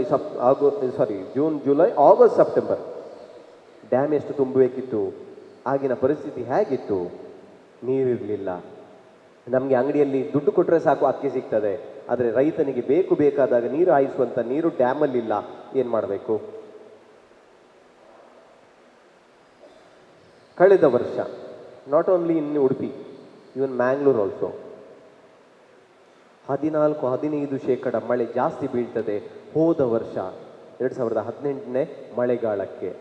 ಆದರೆ 14% ಮಳೆ ಜಾಸ್ತಿ ಬಿದ್ದರೂ 2019ನೇ ಏಪ್ರಿಲ್ ಮೇ ಎಂತಾಯಿತು ಜನಗಳೇ, ಬಂಧುಗಳೇ? ನಿಮ್ಗೆ ಗೊತ್ತಿದೆ, ಮುಂದಕ್ಕೆ ಹೋಗುವ ಹೇಳ್ತೇನೆ ನಾನು. 2018ನೇ ಇಸ್ವಿಗೆ ಡಿಸೆಂಬರ್ 31ನೇ ತಾರೀಕಿಗೆ ಕರ್ನಾಟಕ ಜಲಮಂಡಳಿ ಅನೌನ್ಸ್ಮೆಂಟ್ ಮಾಡ್ತದೆ, ಏನೋ ಇಡೀ ಕರ್ನಾಟಕದಲ್ಲಿ 30 ಜಿಲ್ಲೆಗಳಲ್ಲಿ ಕೇವಲ 3 ಜಿಲ್ಲೆಗಳು ಮಾತ್ರ ಬರರಹಿತ ಜಿಲ್ಲೆಗಳು ಅಂತೇಳಿ, 3 ಜಿಲ್ಲೆಗಳಲ್ಲಿ ನೀರಿದೆ ಅಂತೇಳಿ, ಉಳಿದ ಜಿಲ್ಲೆಗಳಲ್ಲಿ ನೀರಿಲ್ಲ. ಅದು ದಕ್ಷಿಣ ಕನ್ನಡ, ಉಡುಪಿ, ಉತ್ತರ ಕನ್ನಡ, ಭಟ್ಕಳ, ಈ ಏರಿಯಾದಲ್ಲಿ ನೀರಿದೆ, ಮತ್ತೆಲ್ಲ ಯಾವ ಊರಲ್ಲೂ ನೀರಿಲ್ಲ. ಆದರೆ ಸ್ವಲ್ಪ ಮುಂದಕ್ಕೆ ಹೋಗ್ಬೇಕಾದ್ರೆ ಇದು ತಪ್ಪಿ ನನಗೆ ಉಡುಪಿ ನೋಡಿಸ್ಬಿತ್ತು, ಇಲ್ಲಿ ಮಂಗಳೂರು ನೋಡ್ಸ್ ಅಂತ ಬೇರೆ ಇದೆ, ನಿಮ್ಮ ಉಡುಪಿ ಜಿಲ್ಲಾ ಪಂಚಾಯತಲ್ಲಿ ನಾಡ್ದು ಕೊಡ್ಲಿಕ್ಕಿದೆ ನನಗೆ. ಉಡುಪಿ ಜಿಲ್ಲೆ ದಿನೇ ದಿನೇ ಕುಸಿದಿದೆ ಅಂತರ್ಜಲ ಮಟ್ಟ, ನೀವೀಗ ಮಂಗಳೂರು ಜಿಲ್ಲೆ ಅಂತ ತಿಳ್ಕೊಳ್ಳಿ, ಅದು ವಾರ್ನಿಂಗ್ಸ್ ಕೊಡ್ತದೆ. ಉಡುಪಿ ನಗರಕ್ಕೆ ನೀರಿಲ್ಲ, ಇದು ಫೆಬ್ರವರಿ ಬರಬೇಕಾದ್ರೆ ಉಡುಪಿ ನಗರಕ್ಕೆ ತಟ್ಟಲಿದೆ ನೀರಿನ ಬಿಸಿ ಅಂತ ಬರ್ತದೆ. ಆಮೇಲೆ ಏಪ್ರಿಲ್ ತಿಂಗಳಿಗೆ ಮೊದಲನೇ ವಾರದಲ್ಲಿ ಬರ್ತದೆ 3 ದಿನಕ್ಕೊಮ್ಮೆ ನೀರು, ಏಪ್ರಿಲ್ ತಿಂಗಳ 2ನೇ ವಾರಕ್ಕೆ ಬರ್ತದೆ ವಾರಕ್ಕೊಮ್ಮೆ ನೀರು. ಆಮೇಲೆ ಮೇ 3ನೇ ತಾರೀಕಿಗೆ ಉಡುಪಿ ಜಿಲ್ಲೆಯಲ್ಲಿ ಉಡುಪಿ ನಗರಕ್ಕೆ ನೀರಿಲ್ಲ ಅಂತ ಬರ್ತದೆ. ಹಾಗಾದ್ರೆ ಮಂಗಳೂರಿಗೆ ನಿಮ್ಗೆ ಗೊತ್ತು, ಪೇಪರ್ ಓದ್ತೀರಿ ನೀವು. ಸರ್ಕಾರ ಕೈ ಎತ್ತಿ ಬಿಡ್ತದೆ, ನನ್ನ ಹತ್ರ ನೀರಿಲ್ಲ, ಎಂತ ಬೇಕಾದ್ರೂ ಮಾಡ್ಕೊಳ್ಳಿ ನೀವು. ಇದು ಮಂಗಳೂರು ಚಿತ್ರ, ಇದು ನಿಮ್ಮ ಮಂಗಳೂರಿನ ಬಾವಿಯ ಚಿತ್ರ. ಸಮುದ್ರದ ವಾಟರ್ ಲೆವೆಲ್ಗಿಂತ ಕೆಳಭಾಗದಲ್ಲಿರುವಂಥ ಬಾವಿ. ನಮಗೆ ಕೆಲವರಿಗೆ ದೊಡ್ಡ ಹೆಡ್ ವೆಯ್ಟ್ ಇದೆ, ಶ್ರೀಮಂತಿಕೆ ಇದೆ, ಚರ್ಬಿ ಇದೆ, ಕೊಬ್ಬಿದೆ, ಮರ್ಚಿ ಇದೆ, ಅಹಂಕಾರ ಬೇರೆ ಕೇಳಿದೆ ನಮಗೆ. ಇದರ ಮುಂದೆ ಆಗುವುದಿಲ್ಲ, ಇದೆಲ್ಲ ಮುಂದೆ ಎಲ್ಲ ಮಡ್ತದೆ. ಸುಮಾರು ಉಡುಪಿಯ 5 ಸ್ವಾಮಿಗಳು ನನ್ನ ನಿರಂತರ ಸಂಪರ್ಕದಲ್ಲಿದ್ದಾರೆ, ರಥಬೀದಿಯ ಸ್ವಾಮಿಗಳು. ಅಲ್ಲಿ ಕರೆದಿದ್ರು, ಅಲ್ಲಿಯ ಬಾವಿಯಲ್ಲಿ ಉಡುಪಿಯಲ್ಲೇ ಇಲ್ಲ. ಜೂನ್ 21 ತಾರೀಕಿದ್ದು 25 ತಾರೀಕಿನ ಪೇಪರ್ ಅದು. ಅಲ್ಲಿ ಒಂದು ಯೆಲ್ಲೋ ಕಲರ್ ಒಂದು ಲಿಸ್ಟ್ ಕಾಣ್ತದೆ ನಿಮ್ಗೆ, ಯೆಲ್ಲೋ ಕಲರ್ ಎಲ್ಲ ಡ್ಯಾನ್ಸ್ಗಳ ಹೆಸರಾಕಿದೆ. ಅದರಲ್ಲಿ ಹಿಂದಿನ ವರ್ಷ 2018ರಲ್ಲಿ ಎಷ್ಟು 25 TMC ನೀರು ತುಂಬಿದರೆ, ಈ ವರ್ಷ ಅದೇ ದಿನ 3 TMC ನೀರು ತುಂಬಿದೆ. 25 TMC ನೀರಲ್ಲಿ ಆಯಿತು, 3 TMC ನೀರಲ್ಲೇ ಆಯಿತು. ಎಲ್ಲಿದೆ ಮಳೆ? ಬಿರ್ಸೆ ಪುರ್ಸೆ ಮಳೆ ಬರುವಂಥ ಸಮಯ ಇದು, ಎಲ್ಲಿದೆ ಮಳೆ? 60% ಮಳೆ ಕಡಿಮೆ ಇದೆ ಬಂಧುಗಳೇ. ಅಲ್ಲಿ ತಮಿಳುನಾಡು ಪುನಃ ಕರ್ನಾಟಕದೊಂದಿಗೆ ಜಗಳ ಕೀಳಿತಾ ಇದೆ, ನಮಗೆ ನೀರು ಬಿಟ್ಟುಕೊಡಿ, ಡ್ಯಾಮ್ ಓಪನ್ ಮಾಡಿ. ಕರ್ನಾಟಕಕ್ಕೆ ನೀರು ಬಿದ್ದಿಲ್ಲ ಸ್ವಾಮಿ, ತಮಿಳುನಾಡಿಗೆ ನೀರು ಎಲ್ಲಿಂದ ಬಿಡಬೇಕು?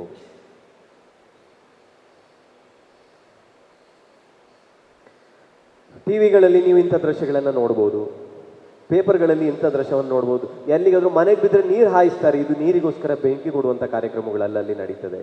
ಇಲ್ಲಿಯ ಕಾಲೇಜ್ಗಳಲ್ಲಿ ಅಥವಾ ಟ್ಯಾಂಕರಲ್ಲಿ ನೀರು ತಂದು ಕೊಟ್ಟರೆ ಇಂಥ ದೃಶ್ಯಗಳನ್ನು ನೀವು ನೋಡ್ತೀರಿ. ಬಂಧುಗಳೇ, ಇವತ್ತು ನಿಮಗೆ ಟ್ಯಾಂಕರಲ್ಲಿ ನೀರು ಬರ್ತದೆ, ಮನೆಗಳಿಗೆ ನೀರು ಕೊಡ್ಬೋದು, ಸರ್ಕಾರ ಆಗ್ಬೋದು ಅಥವಾ ಏನೇ ಮುನ್ಸಿಪಾಲ್ಟಿ ಕಾರ್ಪೊರೇಷನ್ ಆಗ್ಬೋದು, ಟ್ಯಾಂಕರಲ್ಲಿ ನೀರು ಕೊಡ್ತದೆ. ಎಷ್ಟು ಜನ ಬಂಧುಗಳೇ ನೀವು ಟ್ಯಾಂಕರ್ ನೀರನ್ನ TDS ಅನ್ನು ಚೆಕ್ ಮಾಡಿದ್ದೀರಿ? ನೀರು ಶುದ್ಧ ಇದೆಯಾ ಅಂತ ಚೆಕ್ ಮಾಡಿದವರು ಎಷ್ಟು ಜನ ಇದ್ದೀರಿ? ಒಂದು ಕೆರೆ ನೀರನ್ನು, ಒಂದು ಗಲೀಜಿನ ಕೆರೆ ನೀರನ್ನು ಫ್ಲ್ಯಾಟ್ಗೆ ಹಂಚ್ತಾ ಇರಬೇಕಾದ್ರೆ ಅದರಲ್ಲಿ ಬೆಕ್ಕು ನಾಯಿ ಸತ್ತದ್ದೆಲ್ಲ ನೀರಿತ್ತು, ದೊಡ್ಡ ಕೆರೆ, ಅದು ಕೂಡ ಟ್ಯಾಂಕರಲ್ಲಿ ತುಂಬಿಸಿ ಮನೆಗೆ ಫ್ಲ್ಯಾಟಿಗೆ 8,000 ರೂಪಾಯಿಗೆ ಕೊಡ್ತಾ ಇದ್ದಂಥ ಸಂದರ್ಭದಲ್ಲಿ ಅದನ್ನು ಕಂಪ್ಲೇಂಟ್ ಮಾಡಿದ್ದಕ್ಕೆ ನನಗೆ ಚೂರಿ ಹೊಟ್ಟೆಗೆ ಇಟ್ಕೊಂಡು ಕೊಲ್ಲಿಗೆ ದಿನ ಬರ್ತದೆ 2018 ಏಪ್ರಿಲ್ 19ಕ್ಕೆ. ಅಂದರೆ ಅಲ್ಲಿವರೆಗೆ ಬಿಸ್ನೆಸ್ ನಡೀತದೆ. ಸರ್ಕಾರ ಇವತ್ತು ನಮ್ಮ ಮನೆಗಳಲ್ಲಿ ನೀರಿಲ್ಲ, ಟ್ಯಾಪಲ್ಲಿ ನೀರು ಬರಲಿಲ್ಲ, ಅಥವಾ ಇಂಥದ್ದು ನಮ್ಮ ಬಾವಿಯಲ್ಲಿ ನೀರಿಲ್ಲ, ಬೋರ್ವೆಲ್ ಖಾಲಿ ಆಯಿತು, ಎಲ್ಲಿಂದಾದರೂ ನೀರು ತಂದು ಕೊಡ್ತದೆ. ನಮ್ಮ ಮೊದಲೇ ಸೊಂಟ ನೋವಿರ್ತದೆ, ಕೈ ಕಾಲು ಗಂಟು ಬಗ್ಗುವುದಿಲ್ಲ. ಇದು ಪರಿಸ್ಥಿತಿ ನಮಗೆ ಬಂತಂತಾದರೆ ನಮ್ಗೆ ಎಷ್ಟು ಜನರಿಗೆ ನೀರು ತುಂಬಿಸಿ ನಮಗೆಲ್ಲ ತೋಟಕ್ಕೆ ಮನೆಗೆಲ್ಲ ತುಂಬಿಸ್ಲಿಕ್ಕೆ ಆಗ್ಬೋದು. ಇದು ಉಡುಪಿ ಜಿಲ್ಲೆಯ ನದಿಗಳು. ನಿಮಗೆ ಮಂಗಳೂರು ಜಿಲ್ಲೆಗೆ ಪುನಃ ನದಿ ಇದೆ, ಅದು ನದಿಯ ವಿಚಾರ ಮುಂದೆ ಹೇಳ್ತೇನೆ ನಾನು. ಇಡೀ ಭಾರತ ದೇಶದಲ್ಲಿ ನಮಗೆ 1,12,200 ಕೋಟಿ ಘನ ಮೀಟರ್ ನೀರಿದೆ, ಮಾನವನ ಬಳಕೆಗೆ ಸೂಕ್ತವಾಗಿರತಕ್ಕಂಥ ಶುದ್ಧ ನೀರು. ಆದರೆ ಭಾರತ ದೇಶದ ಜನಸಂಖ್ಯೆ ಆಧಾರದ ಮೇಲೆ ಸುಮಾರು 2-3 ವರ್ಷದ ಹಿಂದಿನ ಅಂಕಿಅಂಶ ಇದು. 40% ನೀರು ಜಾಸ್ತಿ ಇದೆ, ಶುದ್ಧ ನೀರು ಮಾನವನ ಬಳಕೆಗೆ. ಆದರೆ ಇವತ್ತು ಕುಡಿಲಿಕ್ಕೆ ನಮಗೆ ನೀರಿಲ್ಲ, ಕೈಗಾರಿಕೆಗೆ ನೀರಿಲ್ಲ, ಬೇಸಾಯಕ್ಕೆ ನೀರಿಲ್ಲ, ಯಾವುದಕ್ಕೂ ನೀರು ಕಡಿಮೆ. ಯಾಕೆ ಈ ಪರಿಸ್ಥಿತಿ ಯಾಕೆ ಉಂಟಾಯಿತು ನಮಗೆ? ಯಾರು ಜವಾಬ್ದಾರಿ ಇದರ ಬದಲಿಗೆ? ಸುಮಾರು ಒಂದು 20 ವರ್ಷದಲ್ಲಿ ಹತ್ರ 3 ಲಕ್ಷ ರೈತರು ಆತ್ಮಹತ್ಯೆ ಮಾಡ್ಕೊಳ್ತಾರೆ. 6 ಕಾರಣಗಳಿದ್ದಾವೆ ರೈತರ ಆತ್ಮಹತ್ಯೆಗೆ. ಅದರಲ್ಲಿ ಒಂದು ಪ್ರಬಲವಾದ ಕಾರಣ ಯಾವುದು ಅಂತ ಕೇಳಿದರೆ, ರೈತನಿಗೆ ಬೇಸಾಯಕ್ಕೆ ನೀರು ಇಲ್ಲದೆ ಇರುವಂಥದ್ದು. ರೈತನಿಗೆ ಬೇಸಾಯಕ್ಕೆ ನೀರು ಇಲ್ಲದೆ ಇರುವಂಥದ್ದು. ಎಣ್ಣೆ ಕುಡಿಲಿಕ್ಕೆ ದುಡ್ಡಿಲ್ಲ ಅಂತಲ್ಲ, ರೈತರ ಹೆಸರನ್ನು ಹಾಳು ಮಾಡ್ತಾ ಇದ್ದೀವಿ ನಾವು. ಆದರೆ ಬಂಧುಗಳೇ, ಮಳೆ ಬರ್ತದೆ ಇಲ್ಲೋ ನಮ್ಗೆ ಗೊತ್ತಿಲ್ಲ, ಅದು ಗೊತ್ತಿರ್ಬೋದು. ಮಳೆ ಬರುವುದಿಲ್ಲ ಅಂದರೆ ನಮಗೆ ಹೆಚ್ಚು ಟೆನ್ಷನ್ ಇಲ್ಲ. ಆದರೆ ಮಳೆ ಬರದೇ ಇದ್ದರೆ ರೈತ ಎಷ್ಟು ಕಷ್ಟಪಡ್ತಾನೆ ಲೆಕ್ಕ ಹಾಕ್ರಿ. ಕೃಷಿ ಬಗ್ಗೆ, ನೀರಿನ ಬಗ್ಗೆ ಆಸಕ್ತಿ ಇದ್ದರೆ ಅವನಿಗೆ ಕೈಕಾಲು ಸರಿ ಇಲ್ದಿದ್ರು ಅವನು ಗದ್ದೆ ಹತ್ರ ಆದರೂ ಹೋಗ್ತಾನೆ. ಅಥವಾ ನಮಗೆ ಯುವಕರಿಗೆ ಕೈಕಾಲು ಗಟ್ಟಿ ಇದೆ, ತಲೆ ಸರಿ ಇದೆ, ಮೈಯಲ್ಲಿ ಒಳ್ಳೆ ಬಲ ಇದೆ. ನಾವು ಎಷ್ಟು ಜನ ಯುವಕರು ಇವತ್ತು ಗದ್ದೆಗೆ ಇಳಿದು ಕೆಲಸ ಮಾಡಿದ್ದೀವಿ. ಪ್ರಾಯದವರು, ಸಾಯಲಿಕ್ಕೆ ಹತ್ತಿರ ಆದವರು, ಅವರೆಲ್ಲ ಗದ್ದೆಗೆ ಇಳ್ಕೊಂಡು ಭತ್ತವನ್ನು, ಅಕ್ಕಿಯನ್ನು ಬೇಯಿಸ್ಕೊಂಡು ನಾವು ತಿನ್ನಬೇಕೇ? ಏನು ನಮ್ಮ ಮೈಯಲ್ಲಿ ದೇವರು ನಮಗೆ ಬಲ ಕೊಡಲಿಲ್ಲ? ಸಣ್ಣ ಸಣ್ಣ ಮಕ್ಕಳಿಗಿರುವಂಥ ಕಾಳಜಿ, ಎಷ್ಟೋ ಶಾಲೆಗಳಿಗೆ ನಾನು ಭೇಟಿ ಕೊಡ್ತೇನೆ. ಒಂದು ದಿನಕ್ಕೆ ಸಾಧಾರಣ 2,000 ಮಕ್ಕಳ ಹತ್ರ ಮಾತಾಡುತ್ತೇನೆ ನಾನು. ಮಕ್ಕಳಲ್ಲಿ ಇದ್ದಂಥ ಉತ್ಸಾಹ, ಅವ್ರು ಕೊಡುವಂಥ ಉತ್ತರಗಳು, ಅವರಲ್ಲಿರುವಂಥ ಕಾಳಜಿ ನಮ್ಮಲ್ಲಿ ದೊಡ್ಡವರಲ್ಲಿಲ್ಲ. ಬಂಧುಗಳೇ, ನಿಮ್ಮ ಹತ್ರ ಕೇಳ್ತಾ ಇದ್ದೇನೆ, ಮಳೆಯನ್ನು ಆಸರೆ ಮಾಡಿ ಇಟ್ಕೊಂಡು ಎಷ್ಟೋ ಜನ ರೈತರು ನಮಗೆ ಅಕ್ಕಿ ಬೆಳೆಸಿ ಕೊಡ್ತಾರೆ. ಅಂಗಡಿಗೆಲ್ಲ ದುಡ್ಡು ಕೊಡ್ತೀವಿ, ಅದು ಬರ್ತದೆ, ಅದು ವಿಚಾರ ಬೇರೆ. ಆದರೆ ಬೆಳೆಸಿ ಕೊಡುವ ನಮ್ಮ ರೈತರಿಗೆ ಎಷ್ಟು ಜನರಿಗೆ ನೀವು ಬೆಲೆ ಕೊಟ್ಟಿದ್ದೀರಿ, ಎಷ್ಟು ಜನರಿಗೆ ನೀವು ಭೇಟಿ ಕೊಟ್ಟಿದ್ದೀರಿ, ಎಷ್ಟು ಜನರ ರೈತರ ನೀವು ಕಷ್ಟಗಳನ್ನು ಸ್ಪಂದಿಸಿದ್ದೀರಿ, ಅವರ ದುಃಖಗಳನ್ನು ಎಷ್ಟು ಜನ ಒರೆಸಿದ್ದೀರಿ, ಅವರ ಮನೆಯಲ್ಲಿ ಹೊಟ್ಟೆಗೆ ತುತ್ತು ಅನ್ನ ಇಲ್ಲದಾಗ ಎಷ್ಟು ಜನ ರೈತನಿಗೆ ತಗೊಂಡೋಗಿ ಉಚಿತವಾಗಿ ವಾಪಸ್ ಕೊಟ್ಟಿದ್ದೀರಿ. ನಮ್ಮ ಮರ್ಜಿ ಇಲ್ಲಿ ಇದೆ, ನಾವು ಇಲ್ಲಿದ್ದೇವೆ. ನಮ್ಮ ಶ್ರೀಮಂತಿಗೆ ಬೇರೆ ಕೇಡು, ಮನುಷ್ಯತ್ವ ಕಡಿಮೆ ಆಗಿದೆ. ಶ್ರೀಮಂತಿಗೆ ದುಡ್ಡು ಜಾಸ್ತಿ ಆಗಿರೋದ್ರಿಂದ ನಾವು ಈ ಪರಿಸ್ಥಿತಿ ಮಾಡ್ತಾ ಇದ್ದೀವಿ. ಇವತ್ತು ಒಂದು ಮದುವೆ ನೋಡಿ, ಆ ಹುಡುಗಿದು ತಂದೆ ಎಷ್ಟು ಕಷ್ಟದಲ್ಲಿ ಆ ಒಂದು ದುಡಿದುಕೊಂಡ ಒಂದು ಹುಡುಗಿಯನ್ನು ಮದುವೆ ಮಾಡ್ತಾನೆ. ಊಟಕ್ಕೆ ಹೋದ್ರೆ ಇಲ್ಲ, ಎಲ್ಲ ರೀತಿಯಲ್ಲೂ ನಮ್ಮದು ಶಿಸ್ತಿದೆ. ಆ ಊಟಕ್ಕೆ ಹೋಗ್ಬೇಕಾದ್ರೆ ನಮ್ಮ ಹತ್ರ ಶಿಸ್ತಿಲ್ಲ. ಹೊಟ್ಟೆಗಿಲ್ದವ್ರ ಥರ ಒದ್ದಾಡ್ಕೊಂಡು ಬೇಡ್ಕೊಂಡೆಲ್ಲ ಇದ್ದದನ್ನೆಲ್ಲ ಬಾಚ್ಕೊಳ್ತೀವಿ ತಟ್ಟೆಯಲ್ಲಿ. ಆಮೇಲೆ ಅದು ಖಾರ ಆಯಿತು, ಇದು ಖಾರ ಆಯಿತು, ಅದು ಸರಿಯಾಗಲಿಲ್ಲ, ಇದು ಸರಿಯಲ್ಲ, 3/4 ಪಾಲು ಊಟ ಬಿಡ್ತೀವಿ. ಏನು ಉತ್ತರ ಕೊಡ್ತೀರಿ ಇದಕ್ಕೆ?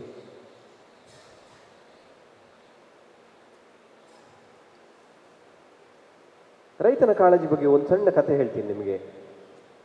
ಏನು ಹೇಳಿದ್ರು ಎದು ನೀರಿನ ಬಗ್ಗೆನೇ ಮಾತಾಡೋದು. ನಾನು ಸುಮ್ಮನೆ ಹೊರಗಡೆ ಒಂದು ರೌಂಡ್ ಹೊಡೆದೆ. ಎಂತಕ್ಕೆ ಜನ ಸೇರಿದ್ದಾರೆ, ಎಂಥದ್ದು ಉಂಟಂತಲ್ಲ ಅಂತ ಕೇಳಿದೆ ಕೊಂಕಣಿಯಲ್ಲಿ.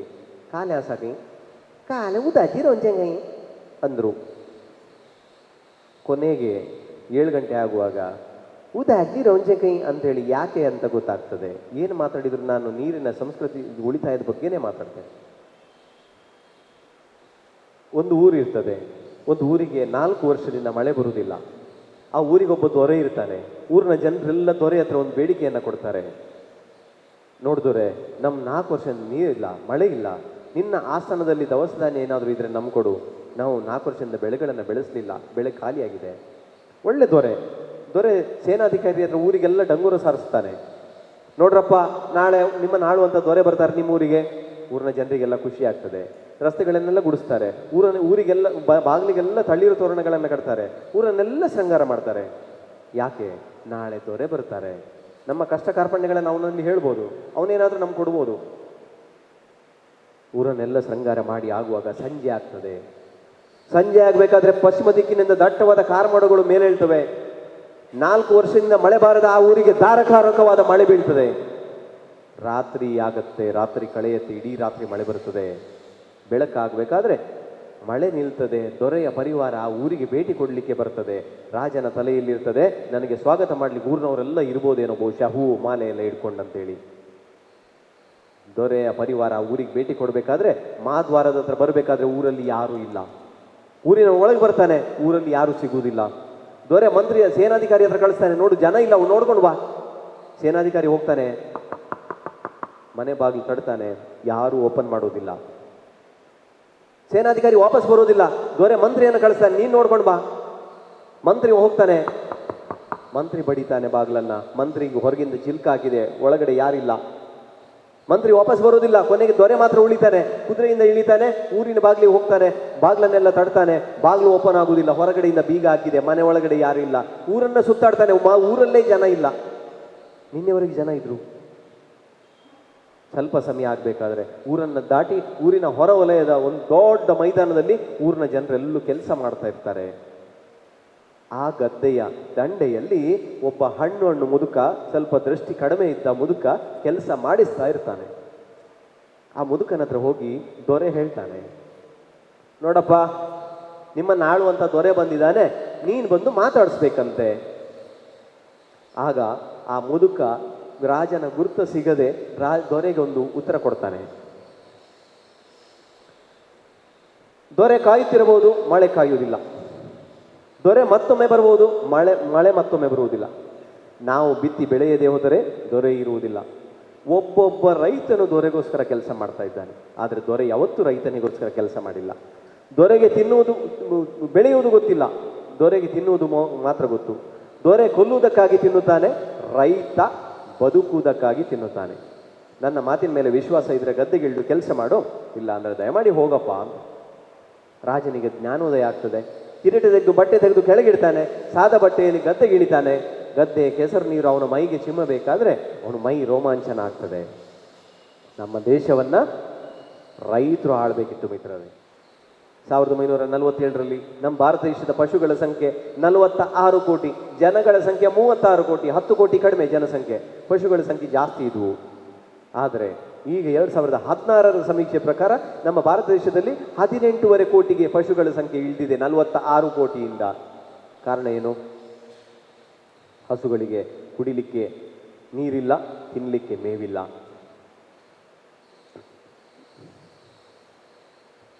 ಅಜ್ಜನ ಕಾಲದಲ್ಲಿ ನಾನು ಕೊಲ್ಲೂರಿಗೆ ಹೋದಾಗ 4ನೇ ವರ್ಷದಲ್ಲಿ 4 ರೂಪಾಯಿ ಕೊಟ್ಟು ಕೊಲ್ಲೂರಿಗೆ ಪ್ರಯಾಣಕ್ಕೆ ಹೋದಾಗ ನೆಲದ ಮೇಲೆ ಹರಿಯುವಂಥ ಶುದ್ಧ ನೀರನ್ನು ತೆಗೆದು ಬೆಳಿಗ್ಗೆ 8 ಗಂಟೆಗೆ ಚಾ, 11 ಗಂಟೆಗೆ ಶರ್ಬತ್, ಮಧ್ಯಾಹ್ನ ಗಂಜಿ ಊಟ, 3 ಗಂಟೆಗೆ ಇನ್ನೊಂದು ಚಾ, ಎಲ್ಲ ಮಾಡಿದ್ದು ನೆಲದ ಮೇಲೆ ಹರಿಯುವ ಶುದ್ಧ ನೀರಿನಲ್ಲಿ.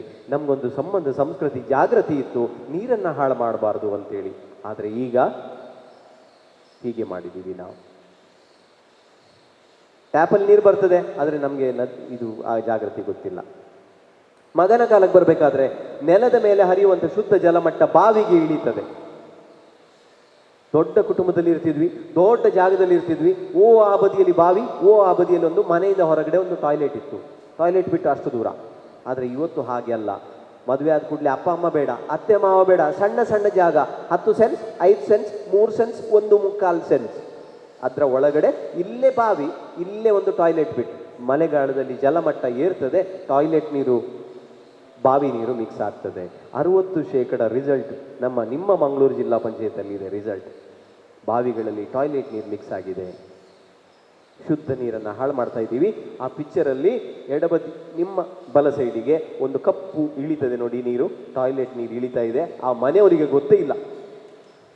ನೀವು ನಿಮ್ಮ ಮನೆಯ ಬಾವಿಗಳನ್ನು ಗಮನಿಸಿ. ಮೊಮ್ಮಗನ ಕಾಲಕ್ಕೆ ಬರಬೇಕಾದ್ರೆ ಬಾವಿಯಲ್ಲಿ ಇರುವಂಥ ಶುದ್ಧ ಜಲಮಟ್ಟ ಬೋರ್ವೆಲ್ಗೆ ಇಳಿತದೆ. ಬಾವಿಗಳ ಇತಿಹಾಸ 4,500 ವರ್ಷಗಳು. ಆದರೆ ಬೋರ್ವೆಲ್ನ ಇತಿಹಾಸ 66 ವರ್ಷ ಮಾತ್ರ. ಬೋರ್ವೆಲ್ ಮೊದಲ ಬಾರಿ ತೆಗೆದಾಗ ಎಲ್ಲ ಸಿಹಿ ನೀರು ಸಿಗ್ತಾ ಇತ್ತು.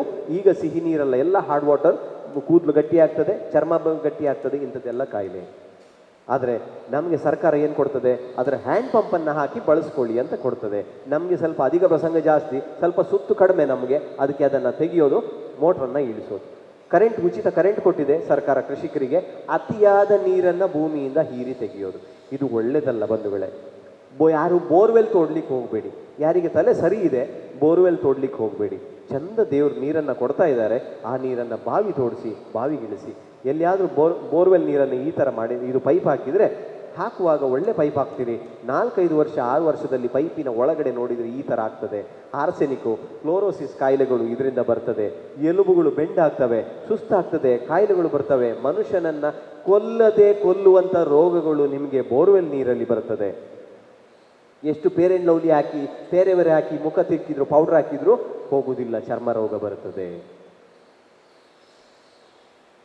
ಉಡುಪಿಯಲ್ಲಿ ರಸ್ತೆಯಲ್ಲಿ ಟಾಯ್ಲೆಟ್ ಇದು ಡ್ರೈನೇಜ್ ನೀರು ಮುಚ್ಚಳ ಓಪನ್ ಆಗಿ ಸೈಡಿನಲ್ಲಿರುವ ಒಂದು ಬೋರ್ವೆಲ್ಗೆ ಹೋಗಿ ಬೀಳ್ತಾ ಇತ್ತು.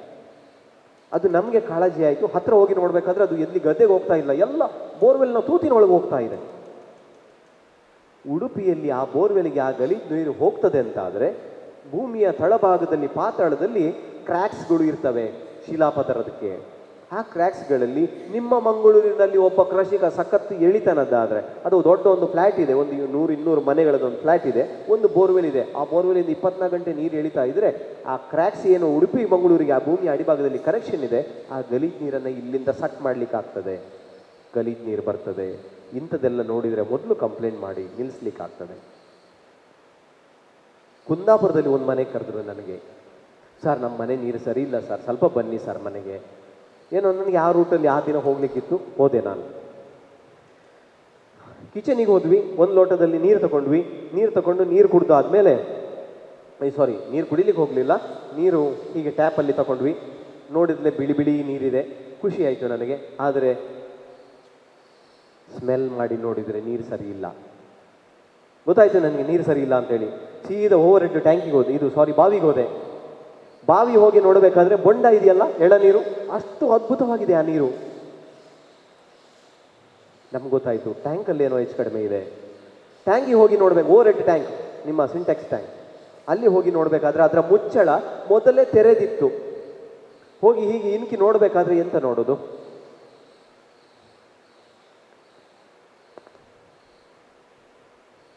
ಈ ಪಾಮೋರಿನ್ ಇದು ರೋಮ ಉಂಟಲ್ಲ, ಆ ಥರದ್ದು ಸಣ್ಣ ಸಣ್ಣ ಹುಳು ಏನಿರ್ತದಲ್ಲ ಕೆಲವರು ತಲೆಯಲ್ಲಿ, ಅಂಥ ಹುಳುಗಳು ಅದರೊಳಗಿದ್ವು ಆ ಟ್ಯಾಂಕಿನ ಒಳಗಡೆ. ಅವರು ಅಡುಗೆ ಕೊನೆಯಲ್ಲಿ ಏನೋ ಫಿಲ್ಟರ್ ಅಳವಡಿಕೆ ಮಾಡ್ತಾ ಇದ್ರು, ಅಲ್ಲಿಗೆ ಬರ್ತಾ ಇತ್ತು. ಸ್ನಾನದ ಕೊನೆಗೆ ಆ ಬಣ ಅಂತು, ಅದಕ್ಕೆ ಆದರೂ ಅದು ಗಮನಿಸ್ಲಿಕ್ಕೆ ಸಿಗ್ತಾ ಇರಲಿಲ್ಲ. ನಾವೆಲ್ಲ ಸ್ವಲ್ಪ ಸೂಕ್ಷ್ಮವಾಗಿ ನೋಡ್ತೇವೆ, ನಮ್ಗೆ ಗೊತ್ತಾಯ್ತು.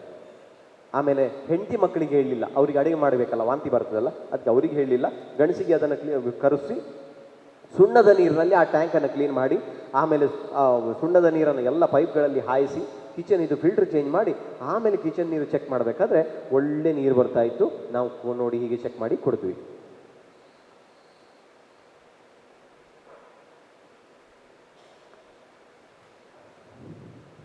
ಮನೆಯಿಂದ ಹೊರಗೆ ಬರಬೇಕಾದ್ರೆ, ಆ ಮನೆಯಲ್ಲಿ ಊಟ ಮಾಡಿ ಮನೆಯಿಂದ ಹೊರಗೆ ಬರಬೇಕಾದ್ರೆ ನನಗೆ ಸಮಾಧಾನ ಆಗಿ ಟ್ಯಾಂಕಿನ ಮೇಲೆ ಒಂದ್ಸಲ ನೋಡಬೇಕಾದ್ರೆ ಪಕ್ಕದ ಕಾಡಿನಿಂದ ಅದೇ ಮನೆಗೆ ಬಂದು ಗಳಿಗೆ ಒಳಗೆ ಆ ಮುಚ್ಚಳ ತೆಗೆದು ಅದರಲ್ಲಿ ಸ್ನಾನ ಮಾಡ್ತಾ ಉಂಟು. ಹಾಗಾದರೆ ಲೆಕ್ಕ ಹಾಕಿ, ಎಲ್ಲಿದ್ದೀವಿ ನಾವು? ಇದು ಕಸ ಎಲ್ಲಿದು? ಹಾಂ, ಈಗ ಕೇಳಿ, ನಿಮ್ಮ ಮನೆಗಳಲ್ಲಿ ನಿಮ್ಮ ಮನೆಯ ಓವರ್ಹೆಡ್ ಟ್ಯಾಂಕಲ್ಲಿ ಹಲ್ಲಿ ಬಿದ್ದಿದೆಯೋ, ಪೆರ್ಗುಡೆ ಬೂರ್ದುಂಡ, ಪುಚ್ಚೆ ಲೈದುಂಡ, ಅತಿ ನನ್ನ ಇಂಚಿನ ಲೈದುಂಡ ಬಂದು ಸುರುಕು ಗೊತ್ತುಲಿ ಇಲ್ಲ.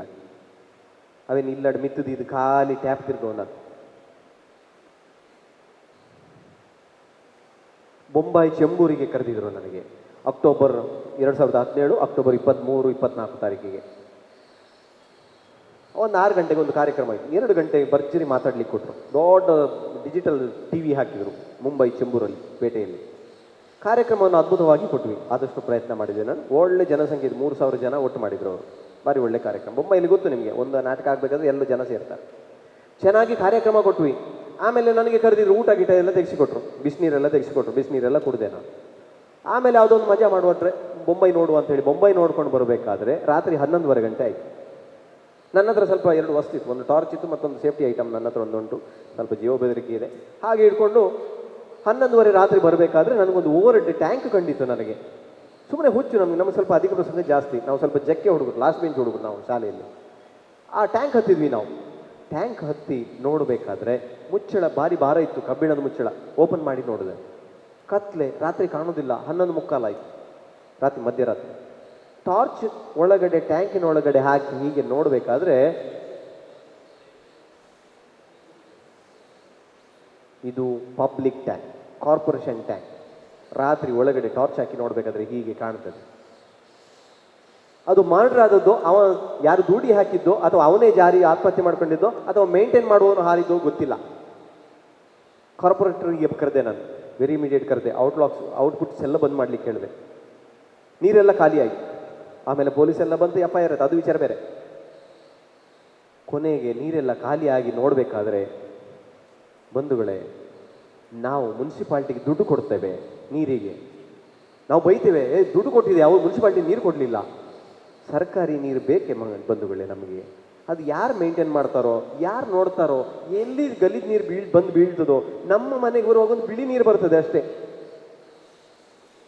ವಿಶೇಷವಾಗಿ ನಮಗೆ ನಿಮಗೆ ಕೇಳುದು ನಾನು, ಇಷ್ಟು ಸಂಬಂಧ ಸಂಸ್ಕೃತಿ ಇರುವವರು ನಾವು, ಸಮಾಜಕ್ಕೆ ಪಾಠ ಹೇಳಿಕೊಟ್ಟವ್ರು ನಾವು, ಕ್ರಿಶ್ಚಿಯನ್ರ ಮನೆಯಲ್ಲಿ ಹೆಚ್ಚು ಪ್ರಮಾಣದಲ್ಲಿ ನೀರು ಹಾಳಾಗಿ ಹೇಳುವುದಿಲ್ಲ ನಾನು, ನಿಮ್ಮ ಉಳ್ಳಾಲಕ್ಕೆ ಬಂದಿದ್ದೇನೆ ನಾನು ಯಾರ ಮನೆ ಅಂತ ಹೇಳಿ. ಇದೆಲ್ಲ ನಗರೀಕರಣದ ಪರಿಣಾಮಗಳು. ಇದೆಲ್ಲ ಬಂಟ್ವಾಳದಿಂದ ನೀರು ಬರ್ತದೆ ನಿಮಗೆ. ಬಾಬಾ हेलो, डाउन एक प्रेस कर. ओके, पुरो डाउन अच्छा नहीं, बैक, यस, ऐसे करता ना, बटन दमीजे. ನಿಮ್ಮ ಮನೆಯಲ್ಲಿ ಒಂದು ಬಾವಿ ಇರ್ತದೆ, 25 ಮನೆಯವರಿಗೆ ಬಾವಿ ಇಲ್ಲ. ಆವಾಗ ಅವ್ರು ಬಂದು ನಿಮ್ಮ ಹತ್ರ ಕೇಳ್ತಾರೆ, ಅಮ್ಮ ಹಾಯ್, ನಿಮ್ಮ ಮನೆಯಲ್ಲಿ ಬಾವಿ ನೀರಿದೆ, ಒಳ್ಳೆ ನೀರಿದೆ, ನಮ್ಗೆ ಸ್ವಲ್ಪ ಕೊಡಿ ಸರ್. ನೀವು ಕೊಡ್ತೀರಿ, ಉದಾರಿಗಳು ನೀವು ತಗೊಂಡು ಹೋಗ್ತಾರೆ. 25 ಮನೆಯವರು ಬರ್ತಾರೆ, ಗುಣಿಸು 5 ಜನ ಲೆಕ್ಕದಲ್ಲಿ ಗುಣಿಸು 200 ಲೀಟರ್ ತಗೊಂಡು ಹೋಗ್ತಾರೆ. ನಿಮ್ಮ ಬಾವಿ ನೀರು ಖಾಲಿ ಆಗ್ತದೆ. ನಿಮ್ಮ ಮನೆಯಲ್ಲಿ ಒಂದು ಕೆರೆ ಇದೆ, ಒಂದು 2 ಎಕರೆ ಜಾಗ ಇದೆ, ಒಂದು ಕೆರೆ ಇದೆ ನಿಮಗೆ. ಆ ಕೆರೆಗೆ ಒಂದು ಬಿಜಾಪುರದವರು ದೊಡ್ಡ ಬಿಲ್ಡಿಂಗ್ ಕಟ್ಟಲಿಕ್ಕೆ ಕಾಂಕ್ರೀಟ್ ಸೆಂಟ್ರಿಂಗಿಗೆ ಬಂದಿದ್ದಾರೆ. ಅವರೆಲ್ಲ ಡೇರೆ ಹಾಕಿ ಅಲ್ಲೆಲ್ಲ ಇದ್ದಾರೆ, ನೀರಿಲ್ಲ. ನಿಮ್ಮ ಮನೇಲಿ ಒಂದು ಚಂದ ಕೆರೆ ಇದೆ, ನಿಮ್ಗೆ ಬಾವಿ ಕೂಡ ಇದೆ, ಕೆರೆ ಕೂಡ ಇದೆ. ಅವ್ರು ಬರ್ತಾರೆ, ನಿಮ್ಮ ಬಾವಿ ನೀರು ಕೇಳೋದಿಲ್ಲ, ಕೆರೆ ಕೊಡಿ ಸರ್, ಕೆರೆ ನೀರು ಕೊಡಿ ಸರ್. ನೀವು ಕೊಡ್ತೀರಿ, ಕೆರೆ ನೀರು ಖಾಲಿ ಆಗ್ತದೆ. ಈಗ ಕೇಳಿ, ನೀವು ಮಂಗಳೂರು ನಗರದ ಒಳಗಡೆ ಇದ್ದೀರಿ ಅಂತ ತಿಳ್ಕೊಳ್ಳಿ. ಇಲ್ಲಿ ಎಲ್ಲಿ ನೀರು ಬರ್ತದೆ ನಂಗೆ ಗೊತ್ತಿಲ್ಲ, ಮಂಗಳೂರು ನಗರದ ಒಳಗಡೆ ನೀವಿದ್ದೀರಿ ಅಂತ ತಿಳ್ಕೊಳ್ಳಿ. 3.5 ಲಕ್ಷ ಜನ ಮಂಗಳೂರು ಸಿಟಿ ಒಳಗಡೆ ವಾಸ ಮಾಡ್ತಾ ಇದ್ದಾರೆ. ಅಷ್ಟು ಜನರಿಗೆ ನೀರು ಕೊಡಬೇಕಾದ್ರೆ ನಿಮ್ಮ ಬಾವಿ ನೀರು ಸಾಕಾಗ್ತದ? ನಿಮ್ಮ ಕೆರೆ ನೀರು ಸಾಕಾಗ್ತದ? ನದಿಯಿಂದ ಕೊಡಬೇಕು. ಓಕೆ, ನೇತ್ರಾವತಿ ನದಿಯಿಂದ ನಿಮಗೆ ನೀರು ಬರಬೇಕು. ಅದೇ ನೇತ್ರಾವತಿ ನದಿಗೆ ನಾವು ಈ ಥರ ಬಿಸಾಡ್ತಾ ಇದ್ದೀವಲ್ಲ. ಚಿಕನ್ ಸೆಂಟರ್ ಇದು ಎಲ್ಲ ವೇಸ್ಟು, ಕೋಳಿ ವೇಸ್ಟು. ಮಟನ್ ಸೆಂಟರ್ ಇದು ಅದರದ್ದು ಕರಳು ಅದು ಇದು ಎಲ್ಲ. ಅಲ್ಲಿಂದ ಮತ್ತೊಂದು ದೊಡ್ಡದು ಪ್ರಾಣಿ ಸಿಗ್ತದೆ, ಅದರದ್ದೆಲ್ಲ ತಂದು ಅದು ಬಿಸಾಡೋದು. ಅವ ನದಿಯ ದಂಡೆಯಲ್ಲಿ ಟಾಯ್ಲೆಟ್ಗಳಿದ್ದಾವೆ, ಅದರ ಪೈಪೆಲ್ಲ ತಂದು ನದಿಗೆ ಬಿಟ್ಟಿದ್ದಾರೆ, ಅದು ಕೂಡ ಗಲೀಜು ಅದೇ ನದಿಯಲ್ಲಿ. ಇನ್ನು ಯಾರೋ ಸತ್ತದ್ದು ಒಂದಿರ್ತದೆ, ಇನ್ನೊಂದು ಸತ್ತ ನಾಯಿ ಇರ್ತದೆ, ಅದನ್ನು ತಗೊಂಡೋಗಿ ಬಿಸಾಡೋದು. ಅದೇ ನದಿಗೆ ತಗೊಂಡೋಗಿ ಬಿಸಾಡ್ತೇವೆ ಬಂಧುಗಳೇ. ಇವತ್ತು ನಮ್ಮ ಉಡುಪಿ ನಗರಕ್ಕೆ ಬಾವಿ ನೀರಿಲ್ಲ, ಕೆರೆ ನೀರಿಲ್ಲ, ನದಿಯಿಂದ ನೀರು ಬರಬೇಕು. ಅದೇ ನದಿಯಲ್ಲಿ ಇಂಥ ಸತ್ತದ್ದು ಟಾಯ್ಲೆಟ್ ಇದ್ದು ಅದೆಲ್ಲ ಉಂಟಂತಾದರೆ ಅದೇ ನೀರನ್ನು ಹೋಗಿ ಶುದ್ಧೀಕರಣ ಘಟಕಗಳಿಗೆ ಆಗಿ ಶುದ್ಧ ಮಾಡಿ ಕೆಮಿಕಲ್ ಹಾಕಿ ನಮಗೆ ಪೈಪಲ್ಲಿ ತಂದು ಮುನ್ಸಿಪಾಲ್ಟಿಯವರು ಫ್ಲ್ಯಾಟಿಗೆ ಕೊಡ್ತಾರೆ. ಎಲ್ಲಿದ್ದೇವೆ ನಾವು? ಎದುರು ಎಲ್ಲಿ ಪೋಯರೆ ಬಲ್ಲಿ ಪಿರೋಡು ಆನೆ ಬೊಂಡಲ್ಲ ಹಾಕೊಂಡು ನಾನು.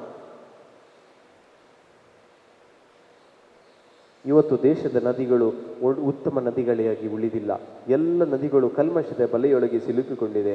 ಎಲ್ಲಿವರೆಗೆ ನದಿಗಳು ಹಾಳಾಗಿದೆ ಅಂತ ಹೇಳಿದರೆ, ನದಿ ನೀರು ಕುಡಿಲಿಕ್ಕಲ್ಲ, ಸ್ನಾನ ಮಾಡಲಿಕ್ಕೂ ಯೋಗ್ಯ ಇಲ್ಲದ ನದಿಗಳು ಇವತ್ತು ನಮ್ಮ ದೇಶದಲ್ಲಿ ಇದ್ದಾವೆ, ನಮ್ಮ ಊರಲ್ಲಿ.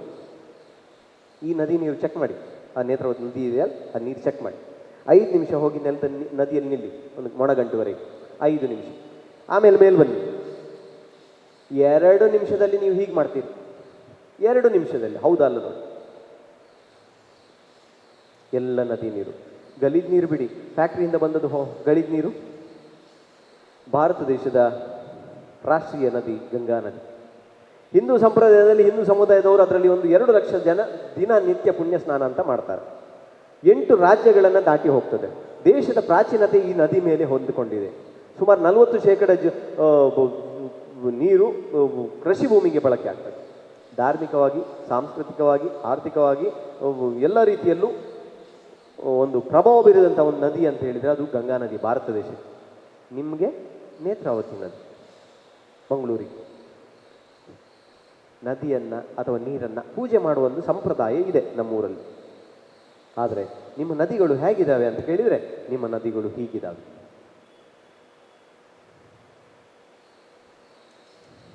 ನಿಮ್ಮ ನದಿಗಳು ಹೀಗಿದ್ದಾವೆ. ಅದೇ ನದಿಯಿಂದ ನಿಮಗೆ ಮನೆ ಮನೆಗೆ ನೀರು ಬರಬೇಕಾಗ್ತದೆ.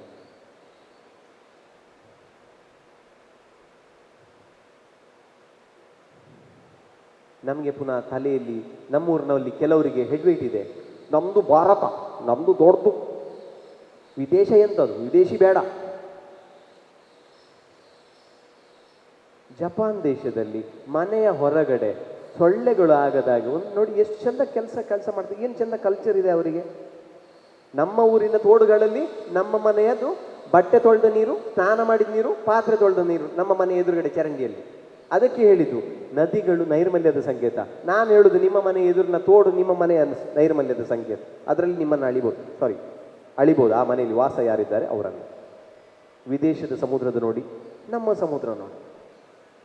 ನಮಗೆ ಅಭ್ಯಾಸ ಆಗಿಬಿಟ್ಟಿದೆ. ಆದರೂ ನಮಗೆ ಭಾರತೀಯರಿಗೆ ನೀರು ಎಂಬುದು ಆಧ್ಯಾತ್ಮದ, ಪ್ರಕೃತಿಯ, ಸಂಸ್ಕೃತಿಯ ಸಂಕೇತ. ಯಾವುದೇ ಒಬ್ಬ ವಿನ್ ಆಗಲಿ, ಇಲ್ಲಿ ನಿಮ್ಮ ಹತ್ರ ಡೊನೇಷನ್ ಕೇಳ್ಕೊಂಡು ಅಲ್ಲಿ ಮ್ಯಾಚ್ ಮಾಡ್ಕೊಂಡು ಯಾರಿಗೋ ಒಂದು ಊರಿನವರಿಗೆ ಪ್ರೈಸ್ ಕೊಡುದು. ಜಾಥಾ ಮಾಡ್ತಾರೆ ವಿನ್ ಆದಮೇಲೆ ರೋಡ್ ಸೈಡಲ್ಲಿ ತೊಂದರೆ ಕೊಡ್ತಾರೆ ನಮಗೆ. ಬೊಬ್ಬೆ ಹೊಡೆಯೋದು, ಕಿಕ್ರಾಟ್ ಗಲ್ಲುದು, ಆಗುದು, ಮೆರವಣಿಗೆಗಳು. ಈ ಮೆರವಣಿಗೆಗಳಿಗೆ ಬೆಲೆ ಇಲ್ವೇ? ಈ ಮೆರವಣಿಗೆಗಳು ದಿನ ಆಗ್ತಾವಲ್ವ. ಪ್ರತಿಯೊಂದು ಹಳ್ಳಿಯ ಕತೆ ಮಿತ್ರರೇ, ವ್ಯತೆ. ಬಯಲು ಪ್ರದೇಶಗಳಿಗೆ ಹೋಗಿ, ಅದೇ ನಮ್ಮ ಬೀದರ್ ಗುಲ್ಬರ್ಗ ನಮ್ಮ ಮಿಷನ್ ಆಗ್ತದೆ ಅಲ್ಲಿ, ಮಂಗಳೂರು DSCದು. ಅಲ್ಲಿಗೆ ಹೋದರೆ ಈ ಅಂಥ ನೀರು ಸಿಗ್ತದೆ. ನಮ್ಮ ದೇಶ ಬಿಟ್ಟು ಹೊರಗಡೆ ಹೋದರೆ ಆಫ್ರಿಕಾ ದೇಶಕ್ಕೆ ಹೋಗಿ, ನಮ್ಮ ಪ್ರೀಸ್ಟ್ಗಳಲ್ಲಿದ್ದಾರೆ, ಅಲ್ಲಿಗೆ ಹೋಗಿ. 1967ರಲ್ಲಿ ಚೆನ್ನೈನ ಮರೀನಾ ಬೀಚ್ನಲ್ಲಿ ಒಂದು ಹೆಂಗಸು ನೀರು ಮಾರಾಟ ಮಾಡ್ತಾ ಇದ್ಲು. 4 ಕಿಲೋಮೀಟರ್ ದೂರದಿಂದ ನೀರನ್ನು ತಂದು, ಆಗ 1 ಲೋಟ ನೀರಿಗೆ ಅರ್ಧ ಪೈಸಾ 1 ಪೈಸಾ. 1967ರಲ್ಲಿ ವಿದೇಶದಲ್ಲಿ ಪತ್ರಿಕೆಗಳಲ್ಲಿ ಬರ್ತದೆ, ಭಾರತದಲ್ಲಿ ನೀರನ್ನು ಮಾರಾಟ ಮಾಡ್ತಾರೆ ಮಾರ್ರೆ ಅಂತೇಳಿ. ನೀರನ್ನು ಮಾರಾಟ ಮಾಡುವ ವಸ್ತು ಅಂತ ಯಾರೂ ತಿಳ್ಕೊಂಡಿದ್ದಿರಲಿಲ್ಲ. ಆದರೆ ಭಾರತದಲ್ಲಿ ಮಾತ್ರ ಅಲ್ಲ, ಇಡೀ ಜಗತ್ತಿನಲ್ಲಿ ಇವತ್ತು ಬಹಳ ದೊಡ್ಡ ವಹಿವಾಟು ಯಾವುದು ಅಂತ ಕೇಳಿದರೆ ಅದು ನೀರಿನ ಬಾಟ್ಲಿಯ ವಹಿವಾಟು. ನೀರಿನ ಬಾಟ್ಲಿ ಎಲ್ಲಿ ಸಿಗ್ತದೆ? ಅಂಗಡಿಯಲ್ಲಿ ಸಿಗ್ತದೆ. ಅಂಗಡಿಗೆ ಎಲ್ಲಿಂದ ಬರ್ತದೆ? ಫ್ಯಾಕ್ಟ್ರಿಯಲ್ಲಿ ಬರ್ತದೆ. ನಿಮಗೆ ಹೇಳುವುದಿಲ್ಲ ನಾನು, ನಿಮ್ಮ ಮಂಗಳೂರಿನಲ್ಲಿ ಬಾಟ್ಲಿಯಲ್ಲಿ ತುಂಬಿಸಿದ ಎಲ್ಲ ಒಳ್ಳೆ ನೀರಲ್ಲ. ಕೆಲವು ನಳ್ಳಿ ನೀರು ಡೈರೆಕ್ಟಾಗಿ ತುಂಬಿಸಿದಿರ್ತಾರೆ. ಅದರಲ್ಲಿ ಇನ್ನೂ ಅಸಲಿದ್ದಾರೆ. ನಾನು ಹೇಳುವುದಿಲ್ಲ ನಿಮ್ಮ ಊರಲ್ಲಿ ಯಾವ ಕಂಪನಿ ಅಂತೇಳಿ. ಕಂಪನಿಗೆ ನಾನು ಒಂದು ಪರ್ಕಟ್ ಚಡ್ಡಿ ಮತ್ತೊಂದು ಹರ್ದದ ಬನಿಯನ್ ಹಾಕೊಂಡು ಕೆಲಸಕ್ಕೆ ಸೇರಿದವ ನಾನು, ಬೇಕಂತೇಳಿ. ನಾವು ಇನ್ಸ್ಪೆಕ್ಟರ್ಸ್ ಅಂತ ಅವ್ರಿಗೆ ಗೊತ್ತಿರಲಿಲ್ಲ. ನಾವೆಲ್ಲ ಹಿಡನ್ ಕ್ಯಾಮ್ರಾಸ್ ಎಲ್ಲ ಇಟ್ಕೊಂಡು ಒಟ್ಟಾಗಿ ಬಂದದ್ದು ಒಳಗಡೆ. ನಾನು ಬಿಜಾಪುರದವ ಅಂತ ಹೇಳಿ ನನಗೆ ಫ್ಯಾಕ್ಟ್ರಿ ಕೆಲಸಕ್ಕೆ ತಗೊಂಡ. ಫ್ಯಾಕ್ಟ್ರಿಯ ಒಳಗಡೆ ಮುನ್ಸಿಪಾಲ್ಟಿಗೆ ನೀರು ಕೊಟ್ಟರೆ ಅದು ಬಿಲ್ ಕೊಡಬೇಕಲ್ಲ, ದುಡ್ಡು ಕೊಡಬೇಕಲ್ಲ. ಅದಕ್ಕೆ ರಸ್ತೆ ಬದಿಯಲ್ಲಿ ಹರಿಯುವ ತೋಡಿನ ನೀರನ್ನು ಒಳಗೆ ಡೈವರ್ಷನ್ ಮಾಡಿಕೊಂಡಿದ್ದಾರೆ ಕಂಪ್ನಿಗೆ. ಶುದ್ಧೀಕರಣ ಘಟಕಗಳಿಗೂ ಎಲ್ಲ ಕಂಪ್ನಿಗಳಲ್ಲ, ಕಳ್ಳ 90% ಕಳ್ಳ ಫ್ಯಾಕ್ಟ್ರಿಗಳು. ಇಂಥ ಗಲೀಜ್ ನೀರು ಆ ಫ್ಯಾಕ್ಟ್ರಿಗೆ ಹೋಗ್ತಾ ಇತ್ತು. ಅದು ಶುದ್ಧೀಕರಣ ಘಟಕಗಳಿಗೆ ಹೋಗಿ ನಮಗೆ ಶುದ್ಧ ಆಗಿ ಪುನಃ ಅದು ಬಿಳಿ ಆಗದಿದ್ರೆ ಮತ್ತೊಂದು ಕೆಮಿಕಲ್ ಹಾಕಿದರೆ ವೆರಿ ಇಮಿಡಿಯೇಟ್ ನಿಮಿಷದೊಳಗೆ ಆ ಬಾಟ್ಲಿ ನೀರು ಬಿಳಿ ಆಗ್ತದೆ. ಅದನ್ನು ಹಾಕಿ ನಮಗೆ ಲೇಬಲ್ ಹಾಕಿ ಮಾರ್ತಾನೆ. ಆದರೆ ನೀರು ಕುಡ್ದವ ಏನು ಮಾಡ್ತಾನೆ? ಬಾಟ್ಲಿಯನ್ನು ಬಿಸಾಡ್ತಾನೆ. ಅವ ಡಸ್ಟ್ಬಿನ್ ನೀರು ಹಾಕ್ಬೋದು ಅಥವಾ ಅವನೇ ತಗೊಂಡೋಗಿ ಚರಂಡಿ ಬಿಸಾಡ್ಬೋದು. ಸೀದಾ ನದಿಗೋ ಹಳ್ಳಕ್ಕೋ ಸಮುದ್ರಕ್ಕೆ ಹೋಗ್ತದೆ. ಅಂಗಡಿಯವನಿಗೆ ಅದು ಡಸ್ಟ್ಬಿನ್ ಹಾಕಿದರೆ ರಾತ್ರಿ ಅವ ಕಳ್ಳನಾಗಿ ತಗೊಂಡೋಗಿ ತೋಡಿಗೆ ಹಾಕ್ತಾನೆ. ನಿಮ್ಮ ಮಂಗಳೂರಲ್ಲಿ ಹಿಡ್ತಿದ್ದೇನೆ ನಾನು. ಆದರೆ ಬಂಧುಗಳೇ, ಬಾಟ್ಲಿ ನೀರು ಮ್ಯಾಕ್ಸಿಮಮ್ ಕ್ರಿಶ್ಚಿಯನ್ಸ್ ಬಾಟ್ಲಿ ನೀರು ಬೇಕಾ ಅಂತ ಕೇಳಿದರೆ ನಾನು ಬೇಡ ಹೇಳ್ತೇನೆ. ಯಾಕಂತ ಹೇಳಿದರೆ 90% ಪ್ಲಾಸ್ಟಿಕ್ ಬಾಟಲ್ಗಳಲ್ಲಿ, ನೀರಿನಲ್ಲಿ ಪ್ಲಾಸ್ಟಿಕ್ ಅಂಶ ತುಂಬಿದೆ. ದುಡ್ಡು ಕೊಟ್ಟು ವಿಷ ಕುಡಿಬೇಡಿ ಬಂಧುಗಳೇ. ನಿಮ್ಮ ಬಾವಿಯಲ್ಲಿ ಶುದ್ಧ ನೀರಿದೆ, ಬಿಸಿ ಮಾಡಿ ತಂಪು ಮಾಡಿ ಆರಿಸಿ ಕುಡಿಯಿರಿ. ಸಮುದ್ರಕ್ಕೆ ಹೋಗ್ತದೆ ಪ್ಲಾಸ್ಟಿಕ್ಕು, ಪುನಃ ಉಪ್ಪು ನಮಗೆ ಸಮುದ್ರದಿಂದಲೇ ಬರಬೇಕಾಗ್ತದೆ. ಪ್ಲಾಸ್ಟಿಕ್ ಕಣಗಳು ಆ ಉಪ್ಪಿನಲ್ಲಿ ನೋಡ್ಲಿಕ್ಕೆ ಸಿಗ್ತದೆ, ಕಣ್ಣಿನಲ್ಲಿ ನೋಡ್ಲಿಕ್ಕೆ ಸಿಗ್ತದೆ. ಇವತ್ತು ನಮ್ಮ ಊರಿಗೆ ಮಳೆಯನ್ನು ತರಿಸುವಂಥ ಕಾಡುಗಳನ್ನು ನಾಶ ಮಾಡ್ತಾ ಇದ್ದೀವಿ. ಭಾರತ ದೇಶದಲ್ಲಿ ಅಲ್ಲ, ಕರ್ನಾಟಕದಲ್ಲಿ 24 ಗಂಟೆ ಅಲ್ಲ, 1 ಗಂಟೆ ಅಲ್ಲ, ಕೇವಲ 1 ನಿಮಿಷಕ್ಕೆ ಕೇವಲ ಕರ್ನಾಟಕದಲ್ಲಿ 2.5 ಹೆಕ್ಟೇರ್ ಕಾಡು ನಾಶ ಆಗ್ತದೆ ಬಂಧುಗಳೇ. ನಾವು ಪರಿಸರದ ಭಿಕ್ಷೆಯಲ್ಲಿದ್ದೇವೆ. ನಾವು ತಿಂತೇವೆ, ಟಾಯ್ಲೆಟಿಗೆ ಹೋಗ್ತೇವೆ, ವಿಸರ್ಜನೆ ಮಾಡ್ತೇವೆ. ಅರ್ಥ ಆಯ್ತಲ್ಲ? ಮರಗಿಡಗಳು ಇಂಗಾಲದ ಡೈಆಕ್ಸೈಡನ್ನು ಸೇವಿಸ್ತಾವೆ, ಆಮ್ಲಜನಕವನ್ನು ವಿಸರ್ಜನೆ ಮಾಡ್ತದೆ. ಅದು ವಿಸರ್ಜನೆ ಮಾಡಿದ್ದು ನಾವು ಸೇವಿಸೋದು. ನಾವು ಅಲ್ಲಿದ್ದೇವೆ. ದೊಡ್ಡಸ್ತಿಗೆ ಬೇಡ ನಮಗೆ, ಪ್ರಕೃತಿ ನಮ್ಮದು ದೊಡ್ಡಪ್ಪ. ನಾವು ಆಮೇಲೆ ಭೂತಾನ್ ದೇಶದಲ್ಲಿ ಒಂದೊಂದು ಮಗುವಿನ ಹಿಂದೆ 17,000 ಮರಗಳಿದ್ದಾವೆ. ಶನಿವಾರ ಮಕ್ಕಳಿಗೆ ಅದೇ ಕೆಲಸ, ದೊಡ್ಡವರು ಬೇಕೆಂತಿಲ್ಲ, ಅವರೇ ಮರ ಗಿಡ ನೆಡ್ತಾರೆ. ಇಡೀ ಕಾಡಿನ ಮಧ್ಯೆ ಒಂದು ಬಿಲ್ಡಿಂಗ್. ಆದರೆ ನಮ್ಮೂರಲ್ಲಿ ಇಡೀ ಬಿಲ್ಡಿಂಗ್ ಎಂಬ ಕಾಡಿನ ಮಧ್ಯೆ ಒಂದು ಸಣ್ಣದಕ್ಕಿಂತ ಗಿಡ, ಚೆರಿದು ಗಿಡ ಒಂದು. ಅಲ್ಲಿಗಿದ್ದೇವೆ ನಾವು. ರಿಟೈರ್ಡ್ ಆದ ಕೂಡಲೇ ನಮಗೆ ಭಾರಿ ರೆಸ್ಟ್ ಬೇಕು, ಬಿಸಿ ನೀರು ಬೇಕು, ಎಂಜಾಯ್ಮೆಂಟ್ ಬೇಕು. ಪಾಪ ಇವರಿಗೆ ಕೈಕಾಲು ನೋವಿಲ್ಲ, ಇವ್ರಿಗೆ ಗಂಟು ನೋವಿಲ್ವ, ಮಕ್ಕಳಿಲ್ಲ ಅವಕ್ಕೆ ಫಾರೆಸ್ಟ್ ಸ್ಟೇ. ನಮ್ಮವ್ರು ಹೆಚ್ಚು ಜನ, ನಾನು ಕೆಲವು ಹೋಟ್ಲ್ಗಳಲ್ಲಿ ನೋಡಿದ್ದೇನೆ, ಕ್ರಿಶ್ಚಿಯನ್ಸ್ ಕ್ಯಾಥಲಿಕ್ಸ್ ಹೈಯೆಸ್ಟ್ ಹೋಮ್ ಸ್ಟೇಗೆ ಬರ್ತಾರೆ. ನಿಮ್ಮ ಬಿಷಪ್ರಿಗೆ ಸೆಲ್ಯೂಟ್ ಹೊಡಬೇಕು, ನಿಮ್ಮ ಗುರುಗಳಿಗೆಲ್ಲ. ಇನ್ನು 2 ವರ್ಷದಲ್ಲಿ 2ನೇ ಭೂಪಟ ಭಾರತ ಕಾಣ್ತದೆ ನೋಡಿ. ಎಲ್ಲಿ ಎಲ್ಲ ಮ್ಯಾಕ್ಸಿಮಮ್ ಹೆಚ್ಚು ಇದು ಕೆಂಪು ಕಾಣ್ತದೆ, ನಿಮ್ಮ ಬಾವಿಯಲ್ಲಿ ಇನ್ನು 2 ವರ್ಷದಲ್ಲಿ ನೀರು ಇರುವುದಿಲ್ಲ. ಗಲೀಜು ನೀರು ಇರ್ತದೆ, ಶುದ್ಧ ನೀರು ಇರುವುದಿಲ್ಲ ಇನ್ನು 2 ವರ್ಷದಲ್ಲಿ. ನಾವು ಹೀಗೆ ಕೂತ್ಕೊಂಡ್ರೆ, ದೇವ್ರು ಎಷ್ಟು ಚಂದ ಸೈಕಲ್ ರೆಡಿ ಮಾಡಿದ್ದಾನೆ, ಎಷ್ಟು ಚಂದ ಪ್ರಕೃತಿಯ ಸೈಕಲ್ ಅನ್ನು ರೆಡಿ ಮಾಡಿದ್ದಾನೆ ನೋಡಿ.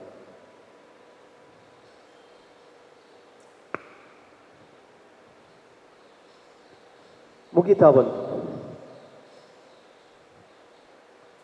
ರಾಜರುಗಳು ಆಸ್ಥಾನವನ್ನು ಕಟ್ಟುವುದು ಯಾವತ್ತು ನದಿಯ ದಂಡೆಯಲ್ಲಿ, ಗುಡ್ಡ ಪ್ರದೇಶದಲ್ಲಿ ಅಲ್ಲ. 14ನೇ ಶತಮಾನದಲ್ಲಿ ವಿಜಯನಗರ ಸಾಮ್ರಾಜ್ಯ ತನ್ನ ಆಸ್ಥಾನವನ್ನು ಕಟ್ಟಿದ್ದು ಕಲ್ಲು ಬಂಡೆ ಬೆಟ್ಟಗಳ ಮೇಲೆ. ನೀರಿನ ಶೇಖರಣೆಗೆ ಇಲ್ಲಿ 4,000 ಮಿಲಿಮೀಟರ್ ಮಳೆ ಬೀಳ್ತದೆ, ಅಲ್ಲಿ 800 ಮಿಲಿಮೀಟರ್ ಮಳೆ ಬೀಳ್ತದೆ. ಬೀಳುವಂಥ ಅಲ್ಪ ಸ್ವಲ್ಪ ಮಳೆಯನ್ನು ಇಂಥ ಗುಂಡಿಗಳನ್ನು ಮಾಡಿಟ್ಕೊಂಡು ಸಾವಿರಾರು ಗುಂಡಿಗಳನ್ನು ಮಾಡಿ ಇಟ್ಕೊಂಡಿದ್ದಾನೆ, ಬಿದ್ದಂಥ ಮಳೆ ನೀರನ್ನು ಶೇಖರಣೆ ಮಾಡಲಿಕ್ಕೆ. ಅಲ್ಲಿ ಒಂದು ಪದ ಬರೆದಿದೆ ನೋಡಿ, ಈ ಸೈನ್ಯದಲ್ಲಿ 10 ಲಕ್ಷಕ್ಕೂ ಹೆಚ್ಚು ಸೈನ್ಯರಿದ್ದಾರೆ ಅಂತೇಳಿ. ಸೈನಿಕರೇ 10 ಲಕ್ಷ ಆದರೆ ಹೆಂಡತಿ ಮಕ್ಕಳು ಅವ್ರಿಗೆ ಬೇಕಾದಷ್ಟು ನೀರು ಎಷ್ಟು ಜನ ಅವನು ಶೇಖರಣೆ ಮಾಡಿಟ್ಟಿರ್ಬೋದು. ಕಾಲುವೆಯಿಂದ ಅರಮನೆಗೆ ಹರಿದು ಬರುವಂಥ ಓಪನ್ ಪೈಪ್ಲೈನ್, ಎಲ್ಲಿಯೂ ನೀರು ಕೆಳಗಡೆ ಬೀಳುವುದಿಲ್ಲ. 600 ವರ್ಷ ಆಯ್ತು ಇವತ್ತಿಗೆ. ಈ ವರ್ಷಕ್ಕೆ 600 ವರ್ಷ ಆಗ್ತದೆ. ಇವತ್ತಿಗೂ ಒಂದು ತೊಟ್ಟು ಹನಿ ಕೆಳಗೆ ಬೀಳ್ತಾ ಇಲ್ಲ. ನಮ್ಮ ಮನೆಯಲ್ಲಿ ಪೈಪ್ಗಳು ಎಷ್ಟು ಲೀಕ್ ಆಗ್ತದೆ. ಬೆಂಗಳೂರಿನಲ್ಲಿ 1966ರಲ್ಲಿ 266 ಕೆರೆಗಳಿದ್ವು, ಆದರೆ ಇವತ್ತು 33 ಕೆರೆಗಳು ಮಾತ್ರ ಉಳಿದಿದ್ದಾವೆ. ಕೆರೆಗಳನ್ನೆಲ್ಲ ನಾಶ ಮಾಡಿ ಅದರಲ್ಲಿ ಶಾಲೆ, ಬಿಲ್ಡಿಂಗು, ಹೌಸಿಂಗ್ ಕಾಂಪ್ಲೆಕ್ಸು, ಆಟದ ಮೈದಾನ, ಕ್ರಿಕೆಟ್ ಸ್ಟೇಡಿಯಮ್ಮು, ಬಸ್ ಸ್ಟ್ಯಾಂಡ್ ಇಂಥದ್ದೆಲ್ಲ ಮಾಡಿದ್ದೀವಿ. ಬಂಧುಗಳೇ, ನಮ್ಮ ಹಿರಿಯರಿಗೆ ಗೊತ್ತಿತ್ತು, ನಮಗೆ ಎಷ್ಟು ಗೊತ್ತಿದೆ ಗೊತ್ತಿಲ್ಲ, ನಮಗೆ ಎಷ್ಟು ಗೊತ್ತಿದೆ ಗೊತ್ತಿಲ್ಲ, ಇಲ್ಲಿ ಕೂತವರಿಗೂ. ನಮ್ಮ ಹಿರಿಯರಿಗೆ ಗೊತ್ತಿತ್ತು ಮಳೆಯ ಪ್ರಮಾಣ, ಮಣ್ಣಿನ ಗುಣ, ಹವಾಮಾನ, ನೀರಿನ ಅವಶ್ಯಕತೆ, ನಮಗೆ ಮತ್ತು ನೀರಿನೊಂದಿಗೆ ಇರುವಂಥ ಸಂಬಂಧ, ಸಂಸ್ಕೃತಿ ನಮ್ಮ ಹಿರಿಯರಿಗೆ ಗೊತ್ತಿತ್ತು. ನಮ್ಮ ಕೆಲವರಿಗೆ ಗೊತ್ತಿರ್ಬೋದು, ಆದರೆ ಈಗಿನ ಮಕ್ಕಳ ಹತ್ರ ಕೇಳಿ ಅಥವಾ ನಾವು ಮಕ್ಕಳಿಗೆ ಎಷ್ಟು ಕಲಿಸಿದ್ದೇವೆ ಅದು ಇಂಪಾರ್ಟೆಂಟ್. ಇವತ್ತು ನಿಮ್ಮ ಊರಿಗೆ ಜಲಕ್ಷಾಮ ಬಂದಿದೆಯಾ ಅಂತ ಕೈ ಎತ್ತಲಿಕ್ಕೆ ಕೆಲವ್ರ ಹತ್ರ ಕೇಳಿದರೆ ಕೆಲವರು ಕೈ ಎತ್ತುವುದೇ ಇಲ್ಲ. ನೀರಿನ ಸಮಸ್ಯೆ ಗೊತ್ತೇ ಇಲ್ಲ. ಈವನ್ ದೊಡ್ಡವರಿಗೂ ಕೂಡ. ಮಕ್ಕಳಿಗೆ ಬಿಡಿ, ಮಕ್ಕಳಿಗೆ ನೀವು ದೊಡ್ಡವರು ಮಾಡಿಕೊಡ್ತೀರಿ, ಅವರಿಗೆ ಗೊತ್ತೇ ಇರೋದಿಲ್ಲ. ಸಾಂಪ್ರದಾಯಿಕ ಜಲ ಸಂರಕ್ಷಣಾ ವಿಧಾನಗಳನ್ನು ಕಡೆಗಣನೆ ಮಾಡಿದ್ದೀವಿ. ಮಳೆಯನ್ನು ತರಿಸುವಂಥ ಕಾಡುಗಳನ್ನು ನಾಶ ಮಾಡ್ತಾ ಇದ್ದೀವಿ. ಗಿಡ ನೆಡುವಂಥ ನಾಟಕ ಮಾಡಿ, ಪೋಸ್ ಮಾಡಿ, ಪೇಪರಲ್ಲಿ ರಕ್ಣೋ ಪತ್ರಿಕೆಯಲ್ಲೆಲ್ಲ ಶೋಕಿಬಾಜಿ ಮಾಡ್ತಾ ಇದ್ದೇವೆ. ನೀರನ್ನು ಮನೆಯಲ್ಲಿ ಹಾಳು ಮಾಡ್ತಾ ಇದ್ದೀವಿ. 8,000 ಒಂದು ಟ್ಯಾಂಕರಿಗೆ 8,000 ಬೆಲೆ ಕೊಟ್ಟರೆ 1 ಲೀಟರ್ ನೀರಿನ ಬೆಲೆ 2.5 ರೂಪಾಯಿ ಆಗ್ತದೆ. ನಾವು ಬಾತ್ರೂಮಿಗೆ ಹೋಗಿ ಒಂದು ಫ್ಲಶ್ ಮಾಡಬೇಕಾದ್ರೆ 45 ರೂಪಾಯಿ ನೀರು ಹೋಯ್ತು. 45 ರೂಪಾಯಿ. ಕೃಷಿ ಬೆಳೆ ಇಲ್ಲ, ಗದ್ದೆಯಲ್ಲಿ ಕೃಷಿ ಮಾಡಿದರೆ ಗದ್ದೆಯಲ್ಲಿ ಚಂದ ನೀರು ನಿಲ್ತಾ ಇತ್ತು, ಭೂಮಿಯಲ್ಲಿ ಇಂಗುತ್ತಾ ಇತ್ತು. ಕೆರೆಗಳಿಲ್ಲ, ಕೆರೆಗಳನ್ನು ನಾಶ ಮಾಡಿದ್ದೀವಿ. ಮಣ್ಣು ಹಾಕಿ ಬಿಲ್ಡಿಂಗ್ ಕಟ್ತೀವಿ, ಮನೆ ಕಟ್ತೀವಿ. ಭೂಮಿಯಿಂದ ನೀರನ್ನು ಅತಿಯಾಗಿ ಹೀರ್ತೀವಿ. ಉಚಿತ ಕರೆಂಟ್ ಕೊಟ್ಟಿದೆ, ತೆಗಿಲಿಕ್ಕೆ ಹಿತಿಮಿತಿ ಇಲ್ಲ, ಅತಿಯಾದ ನೀರನ್ನು ಬಳಕೆ ಮಾಡ್ತೀವಿ. ಪ್ರಕೃತಿಯಲ್ಲಿ ಪ್ಲಾಸ್ಟಿಕ್ ಅನ್ನು ಸುಡ್ತೀವಿ. ಕ್ಲೋರೈಡ್ ವಿನೈಲ್ ಕ್ಲೋರೈಡ್, ಮಾನೋಮರ್, ಕಾರ್ಸಿನೋಸನ್ ಇಂಥ ವಿಷಾನಿಲ ಪ್ರಕೃತಿಯಲ್ಲಿ ಹಾಗೆ ಉಳಿತದೆ. ಮರ ಉಸಿರಾಡಿದಾಗ ಇಂಗಾಲದ ಡೈಆಕ್ಸೈಡ್ ಉಸಿರಾಡೋದಿಲ್ಲ. ಇದು ಇಂಗಾಲದ ಡೈಆಕ್ಸೈಡ್ ಉಸಿರಾಡಿದ ಹಾಗೆ ಉಳಿದ ವಿಷಯಗಳು ಮರ ಉಸಿರಾಡೋದಿಲ್ಲ, ಅದು ಪ್ರಕೃತಿಯಲ್ಲಿ ಹಾಗೆ ಉಳಿತದೆ. ಸೂರ್ಯನ ಶಾಖಕ್ಕೆ ನಮ್ಮ ಪ್ರಕೃತಿ ಓವರ್ ಹೀಟ್ ಆಗ್ತದೆ. ಪಶ್ಚಿಮ ದಿಕ್ಕಿನಿಂದ ಮೋಡಗಳು ನಮ್ಮ ಭೂಮಿಗೆ ಬರುವಾಗ ಇಲ್ಲಿಯ ಬಿಸಿಯ ಶಾಖಕ್ಕೆ ಸಮುದ್ರದಲ್ಲೇ ಮಳೆ, ಮೋಡಗಳು ಕರಗಿ ನೀರಾಗಿ ಸಮುದ್ರದಲ್ಲೇ ಮಳೆಯಾಗಿ ಬೀಳ್ತದೆ. ಸಮುದ್ರಕ್ಕೆ ಹೋಗಿರಿ, ಒಂದು 50 ಕಿಲೋಮೀಟರ್ ದೂರ, 300 ಕಿಲೋಮೀಟರ್ ವಾಪಸ್ ಹೋಗಿ ಸಮುದ್ರಕ್ಕೆ. ಹೆವಿ ಮಳೆ ಇದೆ ಸಮುದ್ರದಲ್ಲಿ. ಅದು ಈಚೆ ಬರ್ಲಿಕ್ಕೆ ಬಿಡ್ತಾ ಇಲ್ಲ. ಇಲ್ಲಿ ಭೂಮಿಯ ಶಾಖ ಜಾಸ್ತಿ ಇದೆ. ಎಷ್ಟು ಮಳೆ ಬೀಳ್ತದೆ ಅದು ಇಂಪಾರ್ಟೆಂಟ್ ಅಲ್ಲ. ನಮಗೆ ನೀರು ಹೇಗೆ ಉಳಿಸ್ಕೊಳ್ತೇವೆ ಅದು ಇಂಪಾರ್ಟೆಂಟ್. ಎಷ್ಟು ಮಟ್ಟಿಗೆ ಮಾಡ್ಕೊಳ್ತೇವೆ ಅದು ಇಂಪಾರ್ಟೆಂಟ್.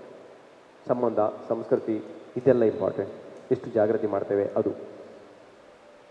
ಇದೆಲ್ಲ ಆಗಲಿಕ್ಕೆ ನಾವೆಲ್ಲೋ ಸ್ವಲ್ಪ ಜೀವನ ಶೈಲಿಯಲ್ಲಿ ಎಡವಿದ್ದೇವೆ ಅಂತ ಅರ್ಥ. ಯಾರ್ದೆಲ್ಲ ನಾಯಿ ಬೆಡ್ರೂಮಿಗೆ ಬರ್ತದೆ ಅದು ತಲೆ ಕೆಟ್ಟವರು ಅಂತ ಹೇಳ್ತೇನೆ ನಾನು. ತಲೆ ಇದು ಬೆಡ್ರೂಮಿಗೆ ತರಬೇಡಿ, ಆರೋಗ್ಯಕ್ಕೆ ಒಳ್ಳೆಯದಲ್ಲ. ಎಲ್ಲ ಕಾಯಿಲೆ ಆಗೋದು, ವೈರಸ್ ಆಗೋದು ನೀರಿನ ಮುಖಾಂತರ ಮನುಷ್ಯನಿಗೆ ಬರ್ತಾ ಇರ್ತದೆ. ಡಾಕ್ಟರಿಗೆ ಆಸ್ಪತ್ರೆಗೆ ಹೋದರೆ ಅವ ಯಾವುದರಿಂದ ಬಂದದ್ದು ಕಾಯಿಲೆ ಅಂತ ಹೇಳುವುದಿಲ್ಲ, ಆದರೆ ನ್ಯೂಸ್ ತೆಗಿತಾನೆ. ಅವನಿಗೆ ಬಿಸ್ನೆಸ್ ಆಗಬೇಕು, ಅದಕ್ಕೆ ಅವನು ಹೇಳ್ತಾ ಇರ್ತಾನೆ. ನೀರನ್ನು ಎಲ್ಲಿವರೆಗೆ ಜಾಗ್ರತೆ ಮಾಡಬಹುದು ಅಂತ ಒಂದು ವಿಚಾರ ನಿಮ್ಮ ಮುಂದೆ. ನಾವು ಬೆಂಗಳೂರಿಗೆ ಹೋಗಿದ್ವಿ. ಬೆಂಗಳೂರಿಗೆ ಹೋದಾಗ ಊಟ ಮಾಡಿ, ಒಂದು ಮನೆಯಲ್ಲಿ ಊಟ ಮಾಡಿ ಕೈ ತೊಳಿಲಿಕ್ಕೆ ನಮಗೆ ಅಲ್ಲಿ ಹೊರಗೆ ಹೋಗ್ಬೇಕು ಕೈ ತೊಳಿಲಿಕ್ಕೆ ಅಂತ ತೋರಿಸಿಕೊಟ್ರು. ನಾನು ಹೊರಗೆ ಹೋಗಿ ಆ ಕ್ಯಾನಿದು ಮುಚ್ಚಳ ತೆಗಿಬೇಕಾದ್ರೆ ಆ ಮನುಷ್ಯ ಬೊಬ್ಬೆ ಹೊಡೆದ, ಹಾಗೆ ಅಲ್ಲ. ಅವನು ಬಂದ, ನನಗೆ ಕಲಿಸಿಕೊಟ್ಟ. ಎಡ ಬದಿಯಲ್ಲಿ ಎಡ ಕೈಯಲ್ಲಿ ಕ್ಯಾನಿಗೆ ಡಬ್ಬ ಎರಡು ಹೊಡಿಬೇಕು. ಆವಾಗ ಆ ಕ್ಯಾನಿನ ಅಡಿಭಾಗದಲ್ಲಿ ಇಲ್ಲಿ ಸೀರೆಗೆಲ್ಲ ಸಿಕ್ಕಿಸ್ತಿರಲ್ಲ ಸಪ್ತಿ ಪಿನ್ ಅಂಥದ್ರ ತೂತು ಮಾಡಿದ್ದಾರೆ ಆ ಕ್ಯಾನಿಗೆ. ಅದರಲ್ಲಿ ಹನಿ ಹನಿ ಹನಿ ಹನಿ ನೀರು ಬೀಳ್ತದೆ. ಅದರಲ್ಲಿ ನಾವು ಊಟ ಮಾಡಿದಂಥ ಕೈಯನ್ನು ತೊಳೆದಿದ್ದೀವಿ. 50 ಜನ ತೊಳಿಲಿಕ್ಕೆ ಆಗ್ತದೆ 5 ಲೀಟ್ರಲ್ಲಿ. ಅಲ್ಲಿವರೆಗೆ ಜಾಗ್ರತೆ ಮಾಡಲಿಕ್ಕೆ ಬರ್ತದೆ ಅಂತ. ಆದರೆ ಅಷ್ಟು ಪಿಟ್ಟಸಿ ಮಾಡಿ ಅಂತ ಅರ್ಥ ಅಲ್ಲ. 2 ಕೈ ಇದೆ, ಟ್ಯಾಪ್ ಆನ್ ಮಾಡ್ತೀರಿ, ಇಲ್ಲಿ ತೊಳಿತೀರಿ, ನೀರು ಹೋಗ್ತಾ ಇರ್ತದೆ. 2 ಕೈಯಲ್ಲಿ ಬಂದ್ ಮಾಡಿ. ನೀರಿನ ದುರುಪಯೋಗ ಮಾಡ್ತಾ ಇದ್ದೀವಿ, ಹಾಳು ಮಾಡ್ತಾ ಇದ್ದೀವಿ. ಹಾಗಾದ್ರೆ ನೀರಿನ ಸಮಸ್ಯೆಗೆ ಪರಿಹಾರ ಏನು? ನೀರಿಗೆ ಸಮಸ್ಯೆಗೆ ಪರಿಹಾರ ಇದೆ. ಆನೆ ಕುದುರೆ ತಗೊಂಡು ಬರಬೇಕಂತಿಲ್ಲ, ಡಿಗ್ರಿ ಕೋರ್ಸ್ PhD ಮಾಡಬೇಕಂತಿಲ್ಲ, ಲಕ್ಷಗಟ್ಟಲೆ ಫೀಸ್ ಕಟ್ಟಬೇಕಂತಿಲ್ಲ. Simple concept. ದೇವರು ನಮಗೆ ಮೋಸ ಮಾಡಿಲ್ಲ. ಅವನು ಒಳ್ಳೆಯವನಾಗಲಿ ಕೆಟ್ಟವನಾಗಲಿ, ಬುದ್ಧಿವಂತ ಶ್ರೀಮಂತ, ಬಡವ ಇವ ಯಾರೇ ಕೊಲೆಗಡುಕನಾದರೂ ಆಗಲಿ, ಅವನ ಹಿತ್ತಲಿಗೆ ತನ್ನ ಮಗು ಅಂತ ಹೇಳ್ಕೊಂಡು ದೇವರು ಇವತ್ತಿಗೂ ಅವನಂಗಳದಲ್ಲಿ ನೀರು ಕೊಡ್ತಾ ಇದ್ದಾರೆ. ನಾವೇನು ಮಾಡ್ತಾ ಇದ್ದೇವೆ? ಬಿದ್ದಂಥ ಮಳೆ ನೀರಿನ ಬೆಲೆಯನ್ನು ತಿಳಿದುಕೊಳ್ಳದೆ, ಜಾಗ್ರತೆ ಮಾಡದೆ ಸುಮ್ಮನೆ ಕಂಪೌಂಡಿಂದ ಹೊರಗಡೆ ಬಿಟ್ಟಿದ್ದೇವೆ. ಅದು ಹೋಗ್ತದೆ, ತೋಡಿಗೆ ಹೋಗ್ತದೆ, ನದಿಗೆ ಹೋಗ್ತದೆ, ಆಮೇಲೆ ದೇವರ ವಶದಲ್ಲಿ ಇರ್ತದೆ, ಸಮುದ್ರದಲ್ಲಿ ಇರ್ತದೆ. ಅದು ಉಪ್ಪು ನೀರಾಗಿರ್ತದೆ. ನಾಳೆ ಹೋಗಿ ಕೊಡಪನ ಮುಳ್ಕ ತಂದು ಪರ್ರೆಗೆ ಹಾಪುಜವು. Simple concept. ಚೆನ್ನಾಗಿ ಮಳೆ ಬರ್ತದೆ, ಚಪ್ಪೆ ನೀರು ಬರ್ತದೆ, ರಾಸಾಯನಿಕ ರಹಿತವಲ್ಲದ ನೀರು ಬರ್ತದೆ, ಆರೋಗ್ಯಕರ ನೀರು ಇವತ್ತು ಮನೆ ಬಾಗಿಲಿ ನಮ್ಮ ತಲೆ ಮೇಲೆ ಬೀಳ್ತದೆ. ದೇವರು ಮೋಸ ಮಾಡಿಲ್ಲ, ಇವತ್ತಿಗೂ ನಮ್ಮ ತಲೆ ಮೇಲೆ ಬೀಳ್ತಾ ಇದೆ. ನಾವು ಅದನ್ನು ಉಳಿಸ್ಲಿಕ್ಕೆ ನೋಡಿ. ಇಡೀ ಭೂಮಿ ಪದರದಲ್ಲಿ 3 ಹಂತದ ಲೇಯರ್ ನೀರಿದೆ. ಒಂದು ನದಿ ನೀರು, ಕಣ್ಣಿಗೆ ಕಾಣುವಂಥ ನೀರು, ನೆಲದ ಮೇಲೆ ಹರಿಯುವಂಥ ನೀರಿಗೆ ಫಸ್ಟ್ ಲೇಯರ್ ನೀರು ಅಂತ ಹೇಳ್ತೇವೆ, ಮೊದಲ ಹಂತದ ನೀರು. 2ನೇ ಹಂತದ ನೀರಿದೆ. ಭೂಮಿಯ ಅಡಿಭಾಗದಲ್ಲಿ 20 ಫೀಟಿಂದ 80 ಫೀಟ್ವರೆಗೆ 90 ಫೀಟ್ವರೆಗೆ ನೀರು ಸಿಗ್ತದೆ. ಶಿಲಾಪದರದ ಮೇಲಿನ ನೀರು, ಅದು 2ನೇ ಹಂತದ ಲೇಯರ್ ನೀರು. ಶುದ್ಧ ನೀರು ನಮಗೆ ಕುಡಿಲಿಕ್ಕೆ, ಅಡುಗೆಗೆ, ಸ್ನಾನಕ್ಕೆ ಅಥವಾ ಇತರ ಬಳಕೆಗೆ. 3ನೇ ಹಂತದ ಲೇಯರ್ ನೀರಿದೆ. ಭೂಮಿಯ ರಕ್ಷಾ ಕವಚ, ಶಿಲಾಪದರ, ಹಾರ್ಡ್ ರಾಕ್, ಅದನ್ನು ತೂತು ಮಾಡಿ ಜಬರ್ದಸ್ತಿಯಲ್ಲಿ ನೀರು ಎಳೆದು ನಾವಿವತ್ತು ಬಳಸ್ತಾ ಇದ್ದೇವೆ ನೋಡಿ, ಬೋರ್ವೆಲ್ ನೀರು. ಅದು 3ನೇ ಹಂತದ ಲೇಯರ್ ನೀರು. ನಾವು ಅದನ್ನು ತೆಗಿಬಾರ್ದಿತ್ತು, ಮುಟ್ಟಬಾರ್ದಿತ್ತು ಅದನ್ನು. ಯಾಕೆ ಅಂತ ಹೇಳಿದರೆ, ನೀವು ಬಸ್ಸಲ್ಲಿ ಪ್ರಯಾಣ ಮಾಡ್ತೀರಿ, ಬಸ್ ಎಂಜಿನ್ ರನ್ ಆಗ್ತದೆ, ಬಿಸಿ ಆಗ್ತದೆ. 80 ಡಿಗ್ರಿಗಿಂತ ಜಾಸ್ತಿ ಆದರೆ ಎಂಜಿನ್ ಬ್ಲಾಕ್ ಆಗ್ತದೆ, ರನ್ ಆಗೋದಿಲ್ಲ. ಅದಕ್ಕೆ ಎಂಜಿನ್ ನಿರಂತರವಾಗಿ ರನ್ ಆಗಬೇಕು. ಕೂಲ್ ಆಗುವಂಥ ವ್ಯವಸ್ಥೆ, ಅದರೊಂದು ಕೂಲೆಂಟ್, ನೀರು ಹಾಕುವಂಥ ರೇಡಿಯೇಟರ್ ಸಿಸ್ಟಮನ್ನು ಒಂದು ಇಟ್ಟಿದ್ದಾರೆ. ಎಂಜಿನ್ನ ಒಳಗಡೆ ನೀರು ಪಾಸ್ ಆಗ್ತದೆ. ಎಂಜಿನ್ನ ಬಿಸಿಯನ್ನು ಕಂಟ್ರೋಲಲ್ಲಿ ಇಟ್ಕೊಳ್ಳಿ.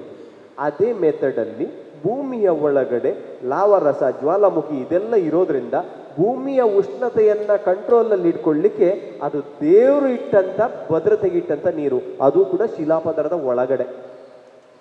ಅದು ನಮಗೆ ಮುಟ್ಲಿಕ್ಕಲ್ಲ. ನಾವದನ್ನು ಈಗ ತೂತು ಮಾಡಿ ಜಬರ್ದಸ್ತಿಯಲ್ಲಿ ಎಳೆದಿದ್ದೇವೆ. ನಮ್ಮ ಭೂಮಿಯನ್ನು ನಾವು ನಾಶ ಮಾಡ್ತಾ ಇದ್ದೀವಿ ನಾವು ಇವತ್ತು. 4 ರೀತಿಯಲ್ಲಿ ಸುಲಭದಲ್ಲಿ ನಮ್ಮ ಮನೆಗಳಲ್ಲಿ ನೀರನ್ನು ಇಂಗಿಸ್ಬೋದು, ಉಳಿಸ್ಬೋದು. 1, ತುಂಬ ಹೋಟೆಲ್ಗಳಿಗೆ, ಮಂಗಳೂರಿನ ತುಂಬ ಹೋಟೆಲ್ಗಳಿಗೆ ತೋರಿಸಿಕೊಟ್ಟಿದ್ದೇನೆ ನಾನು. ಮಳೆಗಾಲದಲ್ಲಿ ಜೂನ್ನಿಂದ ಸೆಪ್ಟೆಂಬರ್ವರೆಗೆ ಮಳೆ ಬರುತ್ತದೆ. ದೊಡ್ಡ ಸಂಪ್ ಟ್ಯಾಂಕಲ್ಲಿ ಮಳೆ ನೀರನ್ನು ಸ್ಟಾಕ್ ಮಾಡಿ ಇಟ್ಟರೆ, ಚಂದದ ಶುದ್ಧ ನೀರನ್ನು ಸ್ಟಾಕ್ ಮಾಡಿ ಇಟ್ಟರೆ, ಮುನ್ಸಿಪಾಲ್ಟಿ ನೀರನ್ನು ಬಂದ್ ಮಾಡ್ಬೋದು, ಈ ನೀರನ್ನು ಬಳಕೆ ಮಾಡ್ಬೋದು. ಮನೆಗಳಲ್ಲಿಯೂ ಕೂಡ ಏನು ವಿಷ ನೀರಲ್ಲ. ನಾನು ವರ್ಷ ವರ್ಷ ಕುಡಿತಾ ಇದ್ದೇನೆ, 18 ವರ್ಷದಿಂದ ಸಮ ಇದ್ದೇನೆ ನಾನು. ಕಾಯಿಲೆ ಯಾವುದೂ ಇಲ್ಲ. ಆಕ್ಸಿಡೆಂಟ್ ಒಂದು ಆಗಿದೆ ಬಿಟ್ಟರೆ ಮತ್ತೆ ಕಾಯಿಲೆಗಳು ಯಾವುದೂ ಇಲ್ಲ. ಎರಡನೇದು, ಬೋರ್ವೆಲ್ ರೀಚಾರ್ಜ್ ಮಾಡ್ಬೋದು, ಬೋರ್ವೆಲ್ ರೀಚಾರ್ಜ್ ಮಾಡಲಿಕ್ಕಾಗ್ತದೆ.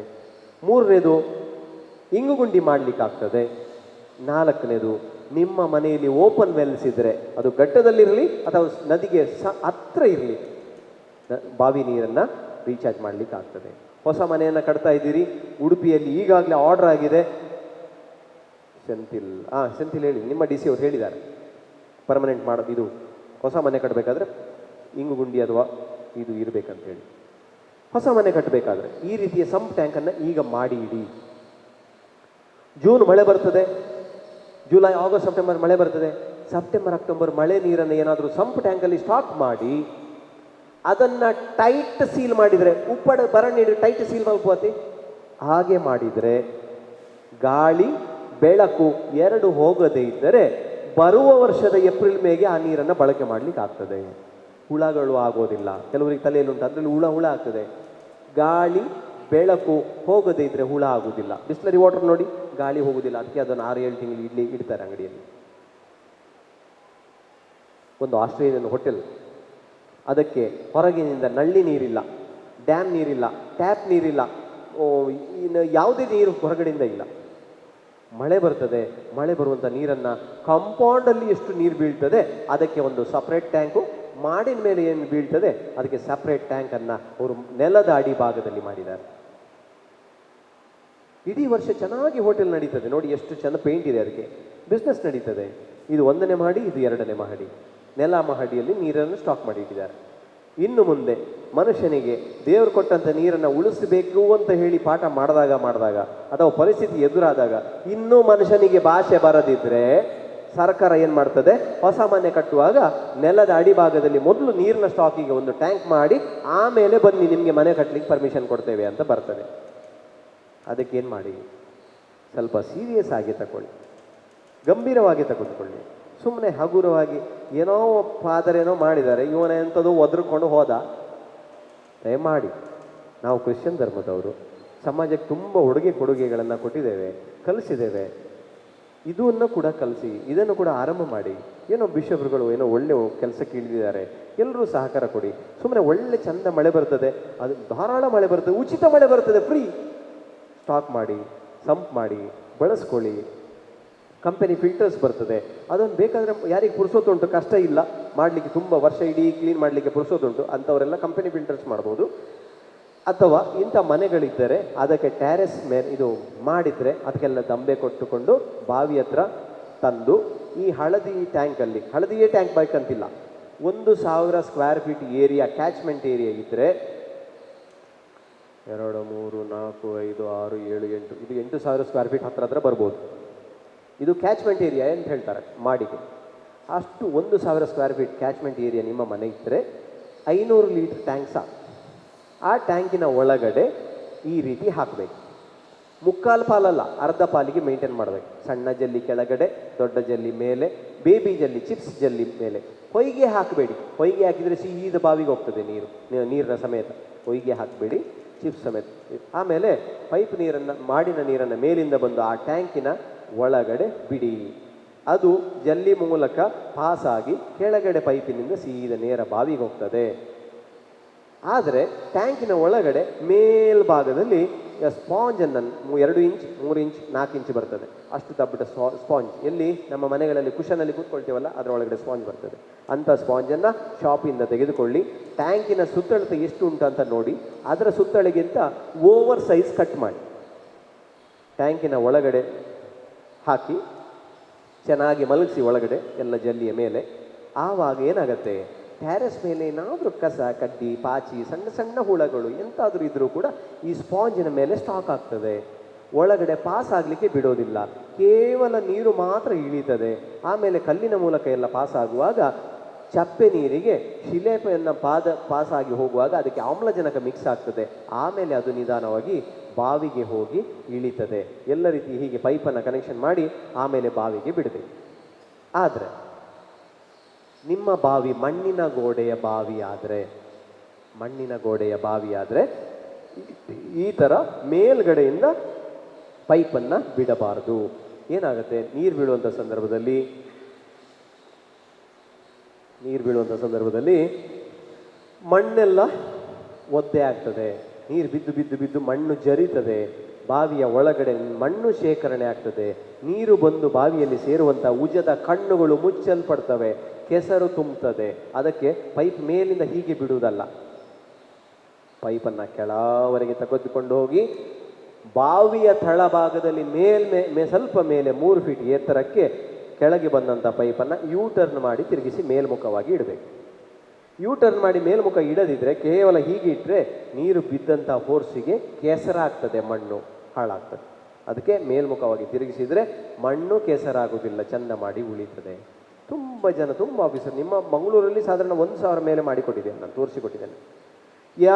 ಇದು ಗಮನಿಸಿ, ಯಾರ ಮನೆ ನದಿ ಬಳಿ ಇದೆ, ಕುದ್ರುದಲ್ಲಿ ಇದೆ, ಈ ಜಾಗದಲ್ಲಿ ಉಪ್ಪು ನೀರು, ಒಗರ್ ನೀರು, ಇಂಥದ್ದು ಸ್ವಲ್ಪ ಕೆಂಪು ನೀರು ಇಂಥದ್ದೆಲ್ಲ ಇರುತ್ತೆ. ಕೊಜೆ ನೀರು ಬರೋದಿಲ್ಲ. ಕೊಜೆ ನೀರು ಬಂದರೆ ಅದಕ್ಕೆ ಪರಿಹಾರ ಭಾರಿ ಕಷ್ಟ ಇದೆ. ಅದು ಅಲ್ಲ, ಒಂದಾನೊಂದು ಕಾಲದಲ್ಲಿ ಒಂದು ಜೀವಿ ಎಲ್ಲ ಸತ್ತದೊಂದು ಲೇಯರ್ ಅದು ನೀರು ಬಂದರೆ ಕಷ್ಟ ಆಗ್ತದೆ. ಆದರೆ ಉಪ್ಪು ನೀರು, ಒಗರ್ ನೀರು, ಗಡಸು ನೀರು ಇಂಥದ್ದೆಲ್ಲ ಇದ್ದರೆ ನೆಲದಿಂದ ಮೇಲಕ್ಕೆ ಈ ಥರ ಕಟ್ಟೆ ರೂಪದಲ್ಲಿ ನೀರನ್ನು ತುಂಬಿಸ್ಬೇಕು. ನೆಲದಿಂದ ಮೇಲಕ್ಕೆ ತುಂಬಿಸ್ಬೇಕು. ಆವಾಗ ನೀರಿಗೆ ವೆಯ್ಟ್ ಜಾಸ್ತಿ ಆಗ್ತದೆ. ನೀವು ಕೊಡಪನ ಬಾವಿಯಲ್ಲಿ ಎಳಿತಾ ಇರುವಾಗ ನೀರಲ್ಲಿ ಇದ್ದರೆ ನಮಗೆ ವೆಯ್ಟ್ ಸಿಗೋದಿಲ್ಲ. ಕೊಡಪನ ನೀರಿಂದ ಮೇಲೆ ಬಂದ ಕೂಡಲೇ ನಮಗೆ ವೆಯ್ಟ್ ಬರ್ತದೆ ಕೊಡಪನಕ್ಕೆ. ಅದೇ ಮೆಥಡಲ್ಲಿ ನೆಲದಿಂದ ಮೇಲಕ್ಕೆ ನೀರನ್ನು ತುಂಬಿಸಿದರೆ ಆ ಜಾಗದಲ್ಲಿ ನದಿ ಬಳಿ ಇರುವಂಥ ಜಾಗದಲ್ಲಿ ಬಾವಿಯಲ್ಲಿ ಉಪ್ಪು ನೀರು, ಒಗರ್ ನೀರು ದೂರ ಸರಿಯಲ್ಪಡ್ತದೆ. ಸಿಹಿ ನೀರು ಆ ಜಾಗದಲ್ಲಿ ಶೇಖರಣೆಗೊಳ್ತದೆ. ಸಿಹಿ ನೀರಿಗೆ ಉಪ್ಪು ನೀರು ಹೆದರ್ತದೆ ಅಂತ ಒಂದು ಕಲ್ಪನೆ ಇದೆ. ಅದಕ್ಕೆ ಸಮುದ್ರದಲ್ಲಿ ಎಷ್ಟು ಹೇರಳ ಪ್ರಮಾಣದಲ್ಲಿ ಉಪ್ಪು ನೀರಿದ್ರೂ ಕೂಡ ಸಿಹಿ ನೀರು ಇಲ್ಲಿಂದ ಬರುವಾಗ ಉಪ್ಪು ನೀರು ಒಳಗಡೆ ನುಗ್ಗೋದಿಲ್ಲ. ಯಾರಿಗೆಲ್ಲ ಹೆಚ್ಚೆಚ್ಚು ದೊಡ್ಡ ದೊಡ್ಡ ಜಾಗ ಇದೆ ಅಂಥವರೆಲ್ಲ ಸ್ವಲ್ಪ ಎತ್ತರ ಭಾಗದಲ್ಲಿ ಗುಡ್ಡ ಪ್ರದೇಶದಲ್ಲಿ ಇಂಥ ಟ್ರಂಚ್ಗಳನ್ನು ಹೊಡೆದಿಡಿ. ಆವಾಗ ಚೆನ್ನಾಗಿ ಅಲ್ಲಲ್ಲಿ ನೀರು ನಿಲ್ತದೆ. ನಿಮ್ಮ ಕೆಳಭಾಗದಲ್ಲಿ ಇಡಬೇಡಿ, ಅದು ಇನ್ನೊಂದು ಯಾರಿಗೂ ಲಾಭ ಆಗ್ತದೆ, ನಿಮಗೆ ಲಾಭ ಸ್ವಲ್ಪ ಕಡಿಮೆ ಆಗ್ತದೆ. ನಿಮ್ಮ ಪ್ರದೇಶದ ಎತ್ತರ ಭಾಗದಲ್ಲಿ ಇಂಥ ಹೆಚ್ಚು ಜಾಗ ಇದ್ದಾಗ ಇಂಥದ್ದೆಲ್ಲ ಟ್ರಂಚ್ ಮಾಡಿ ಇಡಿ. ಆಗಸ್ಟ್, ಸೆಪ್ಟೆಂಬರ್, ಅಕ್ಟೋಬರ್ ತಿಂಗಳಲ್ಲಿ ಮಳೆ ಕಡಿಮೆ ಆಗ್ತದೆ. ಹಳ್ಳದಲ್ಲಿ ನೀರು ಹರಿಯೋದು ವೇಗ ನಿಧಾನವಾಗ್ತದೆ. ಆವಾಗ ಯಾರ್ಯಾರ ಹತ್ರವೋ ಡೊನೇಷನ್ ಕೇಳಿಕೊಂಡು, ಯುವಕರೆಲ್ಲ ಯಾರ ಹತ್ರವೋ ಡೊನೇಷನ್ ಕೇಳಿಕೊಂಡು ಇಲ್ಲಿ ಒಂದು ಪರೀಕ್ಷೆ ಕಲಿಯುವಾಗ ಮ್ಯಾಚ್ ಮಾಡಿಕೊಂಡು ಯಾರಿಗೋ ಪ್ರೈಸ್ ಕೊಡೋದಲ್ಲ, ಡೊನೇಷನ್ ತಗೊಳ್ಳಿ. ಇಂಥ ಕೆಲಸ ಮಾಡಿ ನಿಮ್ಮ ಊರಲ್ಲಿ. ಯಾವುದು ಯೂತ್ಸ್ ಎಲ್ಲ ಇದ್ರೆ ಕೆರೆ ಹೂಳೆತ್ತಿ, ಕೆರೆಯಲ್ಲಿ ಇವತ್ತು ಕೆಸರು ತುಂಬಿದೆ, ಅಂಟು ಮಣ್ಣು ತುಂಬಿದೆ. ಅಂಟು ಮಣ್ಣು ತುಂಬಿರೋದ್ರಿಂದ ಕೆರೆಗೆ ನೀರು ಬರ್ತಾ ಇಲ್ಲ, ಕೆರೆ ಕೊಟ್ಟಂಥ ನೀರು ಇಂಗೋದಿಲ್ಲ. ಅದಕ್ಕೋಸ್ಕರ ಆ ಹೂಳು ಗಮ್ಮು ಮಣ್ಣನ್ನು ತೆಗೆದ್ರೆ ಕೆರೆ ಖಾಲಿ ಆಗ್ತದೆ, ಹೊಸ ನೀರು ಬಂದು ಶೇಖರಣೆ ಆಗ್ತದೆ. ನೀರು ಶೇಖರಣೆ ಆದರೆ ಅಕ್ಕಪಕ್ಕದ ಹತ್ರ ಸಾಧಾರಣ 2-3 ಕಿಲೋಮೀಟರ್ ನೀರು ವಿಸ್ತಾರ ಆಗ್ತದೆ. ಡ್ಯಾಮ್ಸ್ಗಳಿಗೆ ವಿಸಿಟ್ ಮಾಡಿ, ಚೆಕ್ ಮಾಡಿ. ಜನಪ್ರತಿನಿಧಿಯೇ ಏನು ಕಂಪ್ಲೇಂಟ್ ಕೊಡಬೇಕಂತಿಲ್ಲ. ಯಾರಾದರೂ ಬಾವಿಯಿಂದ ಗಂಟೆಗಟ್ಟಲೆ ಕಂಟಿನ್ಯೂಸ್ ನೀರು ತೆಗಿತಾರಂತಾದರೆ ಭೂಮಿಯ ಒಳಗಡೆ ನೀರಿನ ಸ್ಟ್ರಕ್ಚರ್ ಹೀಗಾಗ್ತದೆ.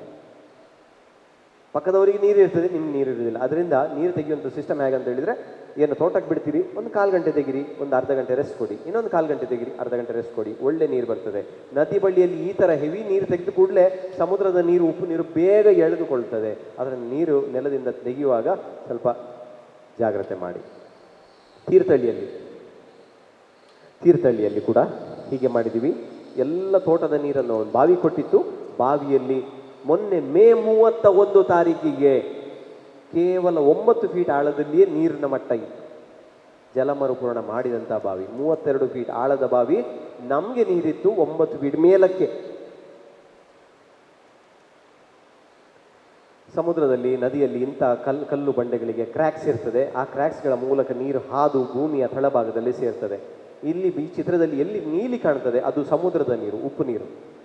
ನಮ್ಮ ಘಟ್ಟ ಪ್ರದೇಶದಿಂದ ಇವತ್ತು ಮಳೆ ಬಿದ್ದು ಅಲ್ಲಿ ಕೆರೆಯಲ್ಲಿ ನೀರು ಶೇಖರಣೆ ಇದ್ದು ಭೂಮಿಯ ಒಳಗಿನಿಂದ ಸಮುದ್ರದ ದಿಕ್ಕಿಗೆ ಗ್ರಾವಿಟೇಷನಲ್ ಫೋರ್ಸ್ ಇಳಿಜಾರು ರೀತಿಯಲ್ಲಿ ನೆಲದ ಒಳಗಿಂದ ಸಮುದ್ರ ದಿಕ್ಕಿಗೆ ಬರೋದ್ರಿಂದ ಸಮುದ್ರದ ನೀರು ಇವತ್ತು ಭೂಮಿಯ ಒಳಗಡೆ ಹೋಗಲಿಲ್ಲ. ಅದಕ್ಕೋಸ್ಕರ ಪೆರ್ಮನ್ನೂರಲ್ಲಿ ಎಂಬ ಪ್ರದೇಶದಲ್ಲಿಯೂ ಕೂಡ ಜಲಮರುಪೂರ್ಣ ಮಾಡುವುದು ಅಗತ್ಯ. ನನ್ನ ಲಾಭಕ್ಕಲ್ಲ, ನನ್ನ ಮನೆಗೆ ತಗೊಂಡು ಹೋಗೋದಿಲ್ಲ ನಾನು, ನಿಮಗೆ ನಾಳೆ ಅಥವಾ ನಿಮ್ಮ ಮಕ್ಕಳಿಗೆ. ಕಲ್ಯಾಣಪುರ ಮೌಂಟ್ ರೋಸರಿ ಚರ್ಚಲ್ಲಿ ಸಾಮಾಜಿಕ ಅಭಿವೃದ್ಧಿ ಆಯೋಗ ಅಂತ ಒಂದಿದೆ. ಅಲ್ಲಿ ಹೆಂಗಸರೇ ಜಾಸ್ತಿ, ಅದರಲ್ಲಿ 2 ಗಂಡಸರಿದ್ದಾರೆ, ಹಾರ್ಟ್ ಪೇಷಂಟ್, ಒಬ್ಬನಿಗೆ ಓಪನ್ ಸರ್ಜರಿ ಆಗಿದೆ, ಇನ್ನೊಬ್ಬರಿಗೆ ಎಂಜಿಯೋಗ್ರಫಿ ಆಗಿದೆ ಅಂಥವ್ರು ಮಾಡಿದ್ದದು. ಬೋರ್ವೆಲ್ ರೀಚಾರ್ಜ್ ಮಾಡಿದ್ದಾರೆ, ಎಲ್ಲರೂ ಕೂಡಿ ಕೆಲಸ ಮಾಡಿದ್ದಾರೆ. ನನ್ನ ಮಗನಿಗೂ ಕಲಿಸಿಕೊಡ್ತಾ ಇದ್ದೇನೆ, ಅವನು ಕೂಡ ಮಾಡ್ತಾ ಇದ್ದಾನೆ. ಡೆಡ್ ಬೋರ್ವೆಲ್, ನಮ್ಮ ಉಡುಪಿ ಬಿಷಪ್ ತರಬೇತಿ ಕೇಂದ್ರ ಓಪನ್ ಮಾಡಲಿಕ್ಕೆ ಒಂದು ಕೊರೆದಂಥ ಬೋರ್ವೆಲ್, ಅದರಲ್ಲಿ ನೀರಿಲ್ಲ ಅಂತ ಹೇಳಿ ಬಿಟ್ಟಿದ್ರು. ನಾನು ಕೇಳಿದೆ, ನಾನು ಕೊಡಿ ಸರ್, ನಾನು ಮಾಡಿಕೊಡ್ತೇನೆ. ಒಂದು ಮಾಡಿಕೊಟ್ಟಿದ್ದೇನೆ. ಆಮೇಲೆ ಪ್ರಿಯಾಂಕಾ ಮೇರಿಯನ್ನು ಕರೆದಿದ್ದೆ ನಾನು, ನಮ್ಮ ಹೆಮ್ಮೆಯ DC ಅವರು.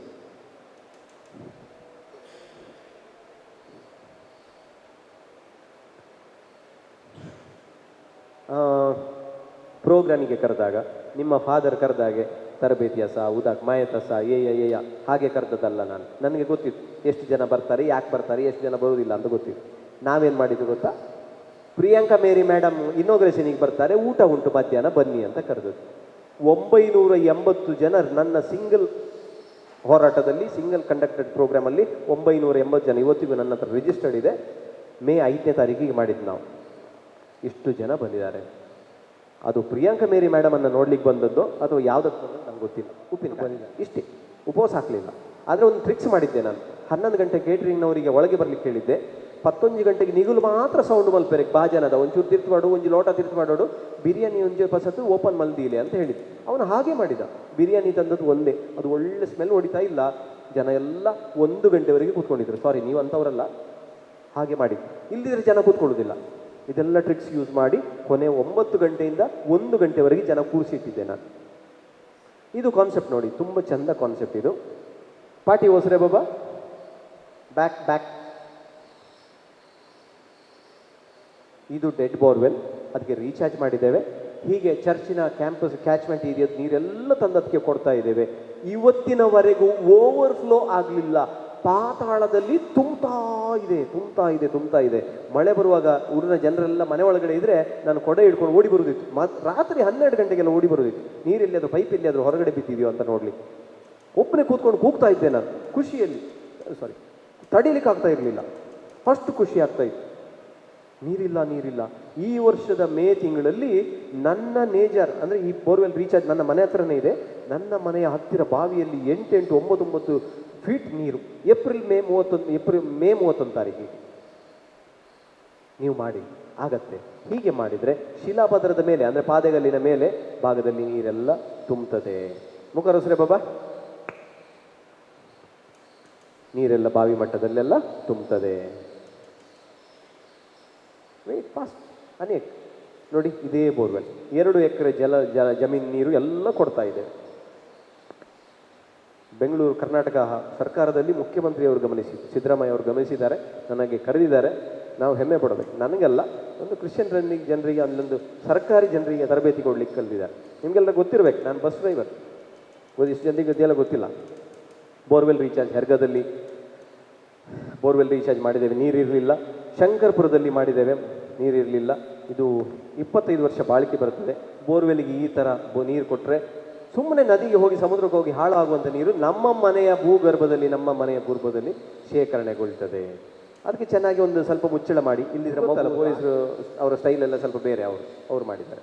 ಎಲ್ಲಿ ಗ್ರಾಮ ಪಂಚಾಯತ್ ಇದೆ ಅಲ್ಲಿ ಬೋರ್ವೆಲ್ ರೀಚಾರ್ಜ್ ಮಾಡಿದವರಿಗೆ BPL ಕಾರ್ಡ್ ಇದ್ದವರು ವೈಯಕ್ತಿಕ ಜಾಗದಲ್ಲಿ, APL ಕಾರ್ಡ್ ಇದ್ದವರು ತನ್ನ ಕಂಪೌಂಡಿಂದ ಹೊರಗಡೆ ಬೋರ್ವೆಲ್ ರೀಚಾರ್ಜ್ ಮಾಡಿದರೆ ಉದ್ಯೋಗ ಖಾತರಿ ಯೋಜನೆಯಲ್ಲಿ 82,000 ರೂಪಾಯಿ ಸಿಗ್ತದೆ.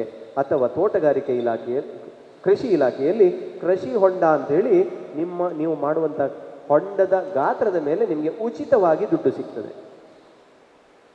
ನನ್ನ ಕಾರ್ಯಕ್ರಮಗಳಲ್ಲಿ ಪಾಲಿಟಿಷಿಯನ್ಸ್ ಇಲ್ಲ, ದಗಲ್ಬಾಜಿಗಳು ಇಲ್ಲ, ಉದ್ದುದ್ದ ಮಾತಾಡುವರಿಲ್ಲ, ಕೇವಲ ಸಿನ್ಸಿಯರ್ ಆಫೀಸರ್ಸ್, ಗೌರ್ಮೆಂಟ್ ಆಫೀಸರ್ಸ್ ಮಾತ್ರ ನನ್ನ ಕಾರ್ಯಕ್ರಮದಲ್ಲಿ. ಮುಲ್ಕಿಯಲ್ಲಿ ಒಂದು borewell recharge, dead borewell recharge 2014ರಲ್ಲಿ ಮಾಡಿಕೊಟ್ಟಿದ್ದೆ. ಈ ವರ್ಷ 2019 ಮೇ ತಿಂಗಳಿಗೆ ಆ ಬೋರ್ವೆಲ್ಲಲ್ಲಿ ಟ್ಯಾಂಕರಲ್ಲಿ ನೀರು ಸಕ್ ಮಾಡಿ ಊರಿಗೆ ಹಂಚಿದ್ದಾರೆ. ಯಾಕೆ ಆಗುವುದಿಲ್ಲ? ರೀಚಾರ್ಜ್ ಮಾಡಿದರೆ ಖಂಡಿತ ಆಗ್ತದೆ. ಕಾರ್ಕಳ ಸುನೀಲ್ ಕುಮಾರ್ ಕರೆದಿದ್ರು, MLA. ಇಂಥ ಕಲ್ಪಂಡೆಗಳು ಇದ್ದಾರೆ ನಿಮ್ಮ ಊರಲ್ಲಿ. ಮುಚ್ಚಲಿಕ್ಕೆ ಹೋಗಬೇಡಿ. ಯಾರ್ಯಾರು ಹುಚ್ಚರು ಬಂದು ಏನೇನೋ ಬಿದ್ರು ಅಂತೇಳಿ ಅದು ಮುಚ್ಚಿ ಅಂತ ಹೇಳ್ತಾರೆ. ನೋ, ಅವ್ರು ಹೇಳಿದ್ದಕ್ಕೆ ನಾವು ಮಾಡೋದಲ್ಲ. ನಮ್ಮ ಊರು, ಅವ್ರು ಟ್ರಾನ್ಸ್ಫರ್ ಆಗಿ ಬಂದಿರ್ತಾರೆ, ಏನೋ ಒದರ್ತಾರೆ, ಅದಲ್ಲ. ಇಂಥ ಗುಂಡಿಗಳಿದ್ರೆ ಚೆನ್ನಾಗಿ ನೀರು ಇಂಗುವಂಥ ಗುಂಡಿಗಳು, ಚೆನ್ನಾಗಿ ಒಂದು ಬೇಲಿ ಮಾಡಿ ಸಾಕು, ಮಕ್ಕಳು ಬೀಳದಂತೆ ಒಂದು ಚೆನ್ನಾಗಿ ಬೇಲಿ ಮಾಡಿ ಇಡೀ ಊರಿಗೆ ನೀರು ಕೊಡುವಂಥ ದೊಡ್ಡ ದೊಡ್ಡ ಕಲ್ಪಂಡೆಗಳು. ನೆಲದಡಿಯಲ್ಲಿ ಇಂಗು ಗುಂಡಿ ಮಾಡಲಿಕ್ಕಾಗಿ ಇದು ಇಂಗು ಗುಂಡಿ. ನಿಮ್ಮ ಮಕ್ಕಳಿಗೆ ಕಲಿಸಿ. ಒಂದು ಎಡ್ಡೆ ಮುಚ್ಚಿದ ಕಷಾಯ ಮಲ್ದಿದೆ ಇಲ್ಲಡು ಮಾಡಿ ಇಡಿ, ಮಳೆ ಬರ್ತದೆ, ಮಕ್ಕಳಿಗೆ ಹೀಗೆ ಒಂದು ಮಾಡಲಿಕ್ಕೆ ಕಲ್ಚರ್ ಕಲಿಸಿ ಇಡಿ ಕೊಡಿ ಅವರಿಗೆ. ಮಳೆಯಲ್ಲಿ ಸ್ವಲ್ಪ ನೆನೀಲಿ, ಓಕೆ. ನೆಂದಾದ್ಮೇಲೆ ಈ ಕೆಲಸ ಎಲ್ಲ ಮಾಡಿ ಆದಮೇಲೆ ಖುಷಿಗೆ ಮಾಡಲಿ ಅವ್ರಿಗೆ ಪ್ರಾಸೆಸನ್ನು ಕಲಿಸಿಕೊಡಿ. ಅದಾದ ಮೇಲೆ ಮಳೆಯಲ್ಲಿ ಒದ್ದೆ ಆಗಿದ್ದಾರೆ ಆದರೆ ಮನೆ ಒಳಗಡೆ ತಗೊಂಡು ಬನ್ನಿ, ಚೆನ್ನಾಗಿ ತಣ್ಣೀರಲ್ಲಿ ಸ್ನಾನ ಮಾಡಿಸಿ, ಆಮೇಲೆ ಬೊಕ್ಕ ಎಡ್ಡೆ ಮುಂಚಿದ ಕಷಾಯ ಕೊಡಲೆ ವಾ ಕುತ್ತಲತ ಆಗುತ್ತವೆ. ಭೂಮಿಯ ಒಳಗಡೆ ಇಂಥ ಗುಹಾಲಯಗಳು ಇದ್ದಾವೆ. ಕೆಲವರಿಗೆ ತಲೆಯಲ್ಲಿ ಸ್ವಲ್ಪ ಕಡಿಮೆ ಅಂತ ಅನಿಸ್ತದೆ, ಅದು ಹಾಗೆ ಇಟ್ಟರೆ ಹೋಗ್ತದ ಒಳಗೆ, ಎಲ್ಲಿ ಜಾಗ?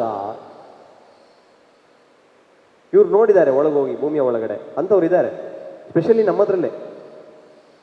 ಹೀಗೆ ಮಾಡಿದರೆ ಭೂಮಿಯ ಒಳಗಡೆ ಗುಹಾಲಯಗಳು ಇದ್ದಾವೆ, ಆ ಗೂಡು ಸೇರ್ತದೆ, ಶೇಖರಣೆಗೊಳ್ತದೆ. ಅದಕ್ಕೆ ನಾವು ಬೋರ್ವೆಲ್ ಕೊರೆದಾಗ ಬಿಳಿ ನೀರು ಸಿಗೋದು ನಮಗೆ. ಪೂಜೆಗೆ ಬಂದಿದ್ದೀರಿ ಅಥವಾ ಮಂಗಳೂರಲ್ಲಿ ಒಂದು ಟೌನ್ ಹಾಲಲ್ಲಿ ಮದುವೆ ಇದೆ, ನೀವು ಬಸ್ಸಲ್ಲಿ ಹೋಗ್ತೀರಿ, ಬಸ್ ಇಲ್ಲ, ಬಸ್ಸು ಸ್ಟ್ರೈಕು, ಮನೆಯವರು ಮದುವೆ ಮನೆಯವರು ಒಂದು ಟೆಂಪ ರೆಡಿ ಮಾಡ್ತಾರೆ, ನೀವು ಟೆಂಪದಲ್ಲಿ ಹೋಗ್ತೀರಿ. ಟೆಂಪ ಹೋಗ್ಲಿಕ್ಕೆ ಬರುದಿಲ್ಲ, ಕೇಳುವುದಿಲ್ಲ, ಕಾರಲ್ಲಿ ಹೋಗ್ತೀರಿ, ಎಲ್ಲ ಮನೆಯಿಂದ ನಿಮ್ಮಲ್ಲಿ ಕಾರಲ್ಲಿ ಹೋಗ್ತೀರಿ. ಅಲ್ಲಿ ಯಾರೋ ಕಲ್ಲು ಹೊಡಿಲಿಕ್ಕೆ ರೆಡಿ ಇದ್ದಾರೆ, ನೀವು ಕಾರಲ್ಲಿ ಹೋಗುದಿಲ್ಲ, ನೀವು ಸ್ಕೂಟ್ರಲ್ಲಿ ಹೋಗ್ತೀರಿ, ಇಬ್ಬಿಬ್ರು ಜನ. ಬಸ್ ಇಲ್ದಿದ್ರೆ ಟೆಂಪ ಇಲ್ದಿದ್ರೆ ಕಾರು ಸಹ ಬರದಿದ್ರೆ ಸ್ಕೂಟರ್. ಒಂದು ವಾಹನ ಇಲ್ಲದಿದ್ರೆ ಇನ್ನೊಂದು ವಾಹನ ಇದೆ, ಹೋಗ್ಲಿಕ್ಕೆ ಬೇಕು, ಹೋಗ್ತೇವೆ. ನೀರಿಗೆ ಇನ್ನೊಂದು ನೀರಂತ ಇಲ್ಲ, ನೀರು ಒಂದೇ, ನೀರು ಒಂದೇ, ಮುಗೀತು. ಬೆಂಗಳೂರಿಗೆ ಹೋಗಿದ್ದೆ ನಾವೊಂದು 3-4 ಜನ ಹೋಗಿದ್ವಿ. ಒಂದು ದೇವಸ್ಥಾನದಲ್ಲಿ ಊಟ ಕೊಟ್ಟರು ನಮಗೆ. ಊಟ ಮಾಡಿ ದೊಡ್ಡ ಹಾಲ್, ಊಟ ಮಾಡಿ ಹಾಲಿನ ಹೊರಗಡೆ ಉದ್ದಕ್ಕೆ ಟ್ಯಾಪ್ ಹಾಕಿದ್ದಾರೆ, ಕೈ ತೊಳಿಬೇಕಲ್ಲ. ರಾಗಿ ಗುಡ್ಡದ ಮೇಲೆ ಆಂಜನೇಯ ದೇವಸ್ಥಾನ ಅಂತೇಳಿ ಅದು. ಅಲ್ಲಿಗೆ ಹೋದ್ವಿ, ಊಟ ಮಾಡಿದ್ವಿ, ಕೈ ತೊಳಿಲಿಕ್ಕೆ ಹಾಲಿಂದ ಹೊರಗಡೆ ಬಂದ್ವಿ. ಕೈ ತೊಳಿತಾ ಇರುವಾಗ ಪಕ್ಕದಲ್ಲಿ ಒಂದು ಕಾಡು ದೊಡ್ಡ ಸೈಜ್ ಗುರುಮಂಗ ನೋಡ್ತಾ ಉಂಟು. ನಮಗೆ ಹೆದರಿಕೆ ಆಯಿತು. ನಾವು ನಮ್ಮ ಮೊಬೈಲೆಲ್ಲ ಗಟ್ಟಿ ಹಿಡ್ಕೊಂಡದ್ದು, ಇನ್ನು ಅದನ್ನು ತಗೊಂಡು ಓಡ್ತದೆ ಅಂತೇಳಿ ಹಾರ್ಕೊಂಡು ಇಳ್ಕೊಂಡು ಬಂತು. ನಮಗೆ ಹೆದರಿಕೆ ಆಯ್ತು, ನಾವೆಲ್ಲ ಸರ್ತ ನಿಂತ್ಕೊಂಡದ್ದು. ಇಳ್ಕೊಂಡು ಬಂದು ನಮಗೆ ತೊಂದರೆ ಮಾಡಲಿಲ್ಲ. ನಮ್ಮನ್ನು ದಾಟಿ ಮುಂದಕ್ಕೆ ಹೋಗಿ ಸುಮಾರು 1,000 ಜನದ ಮಧ್ಯೆ ಇಬ್ಬರು ಕಣ್ಣು ಕಾಣದ ಕುರುಡ್ರನ್ನ ಕೈ ಹಿಡಿದು ಟ್ಯಾಪ್ ಹತ್ರ ಕರ್ಕೊಂಡು ಬಂದು ಮಂಗ ಟ್ಯಾಪ್ ಆನ್ ಮಾಡಿ ನೀರು ಬೀಳುವ ಶಬ್ದಕ್ಕೆ ಕಣ್ಣು ಕಾಣದ ಕುರುಡ್ರು ಕೈ ತೊಳೆದು ಮುಖ ತೊಳೆದು ನೀರು ಕುಡಿದಾದ ಮೇಲೆ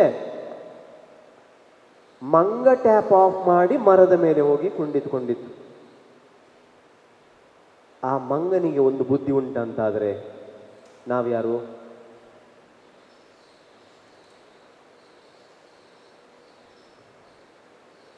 ಕೊನೆಯದೊಂದು ಕಥೆ ಹೇಳಿ ಮುಗಿಸ್ತೇನೆ ನಾನು.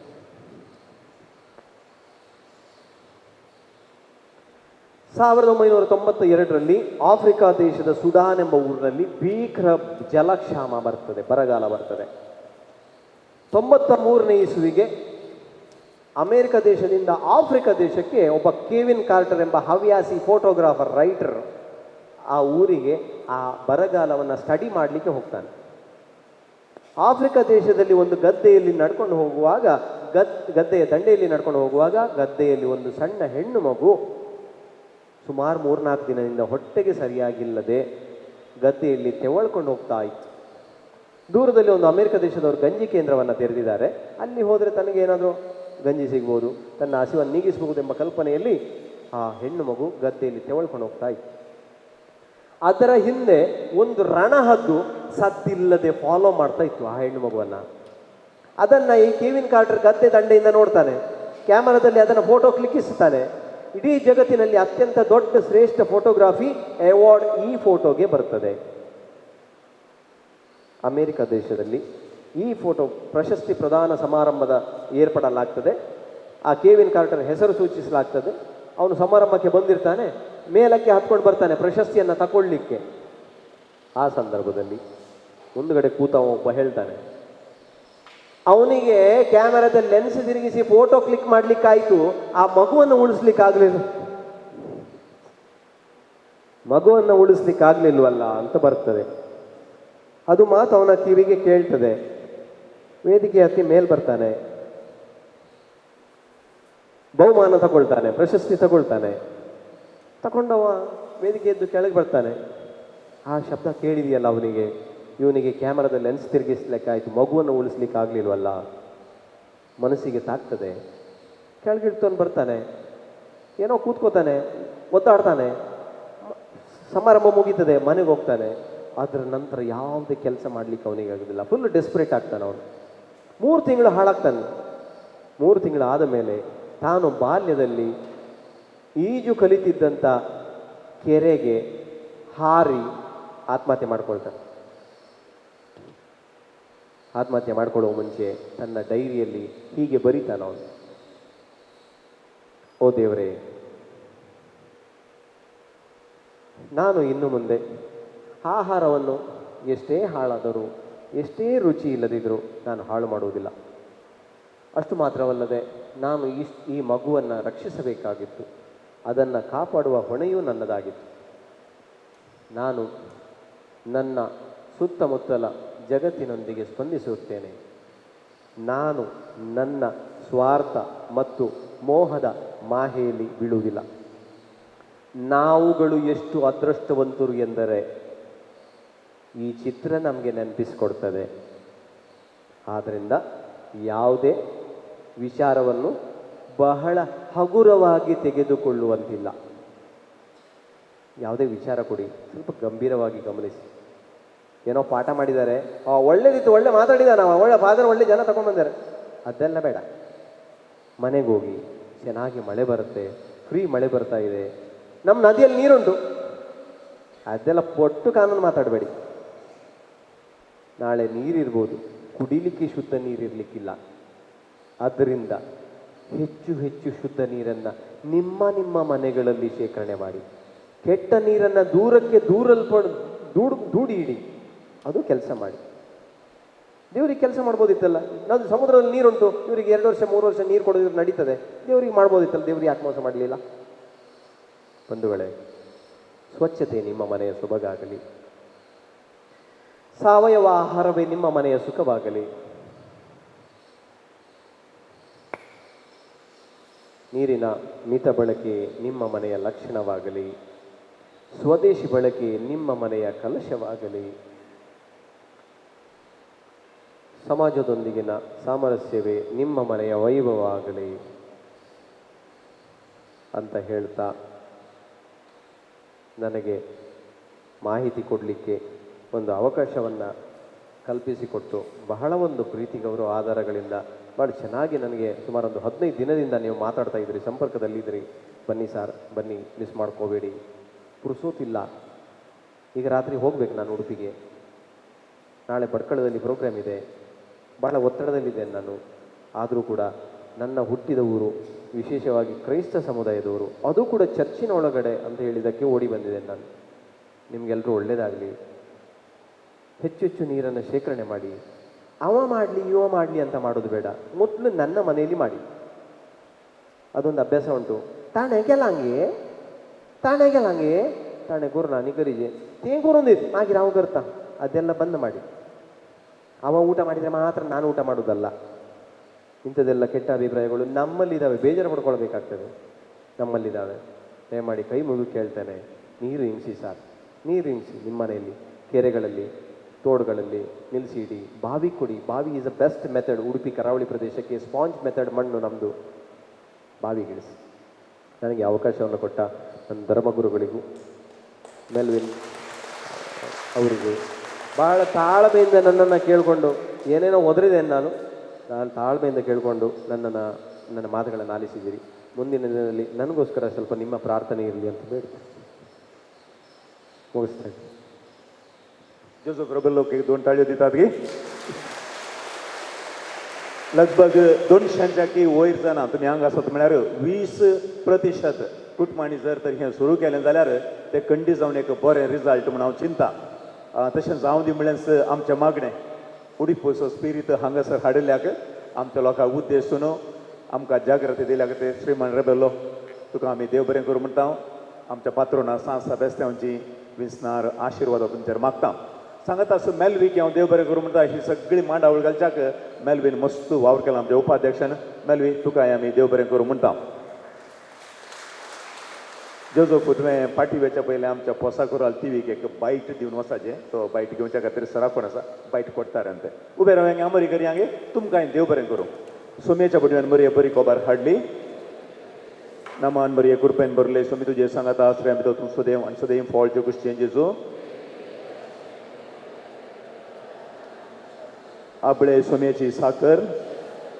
नमान मरी कुरपेन बरले सोमी तुजे सांगाता आश्रय आमी तूं सदैव आणि सदैवी फॉल्ट कुश्चें जेजू आणि देवाचो पूत मनीस जालो. नमान मरी कुरपेन बरले सोमी तुजे सांगाता आश्रय आमी तूं सदैव आनी सदैव फॉल्ट कुश्चें जेजू भाग्यवंती देवाचे महिमा बसो विनंती कर.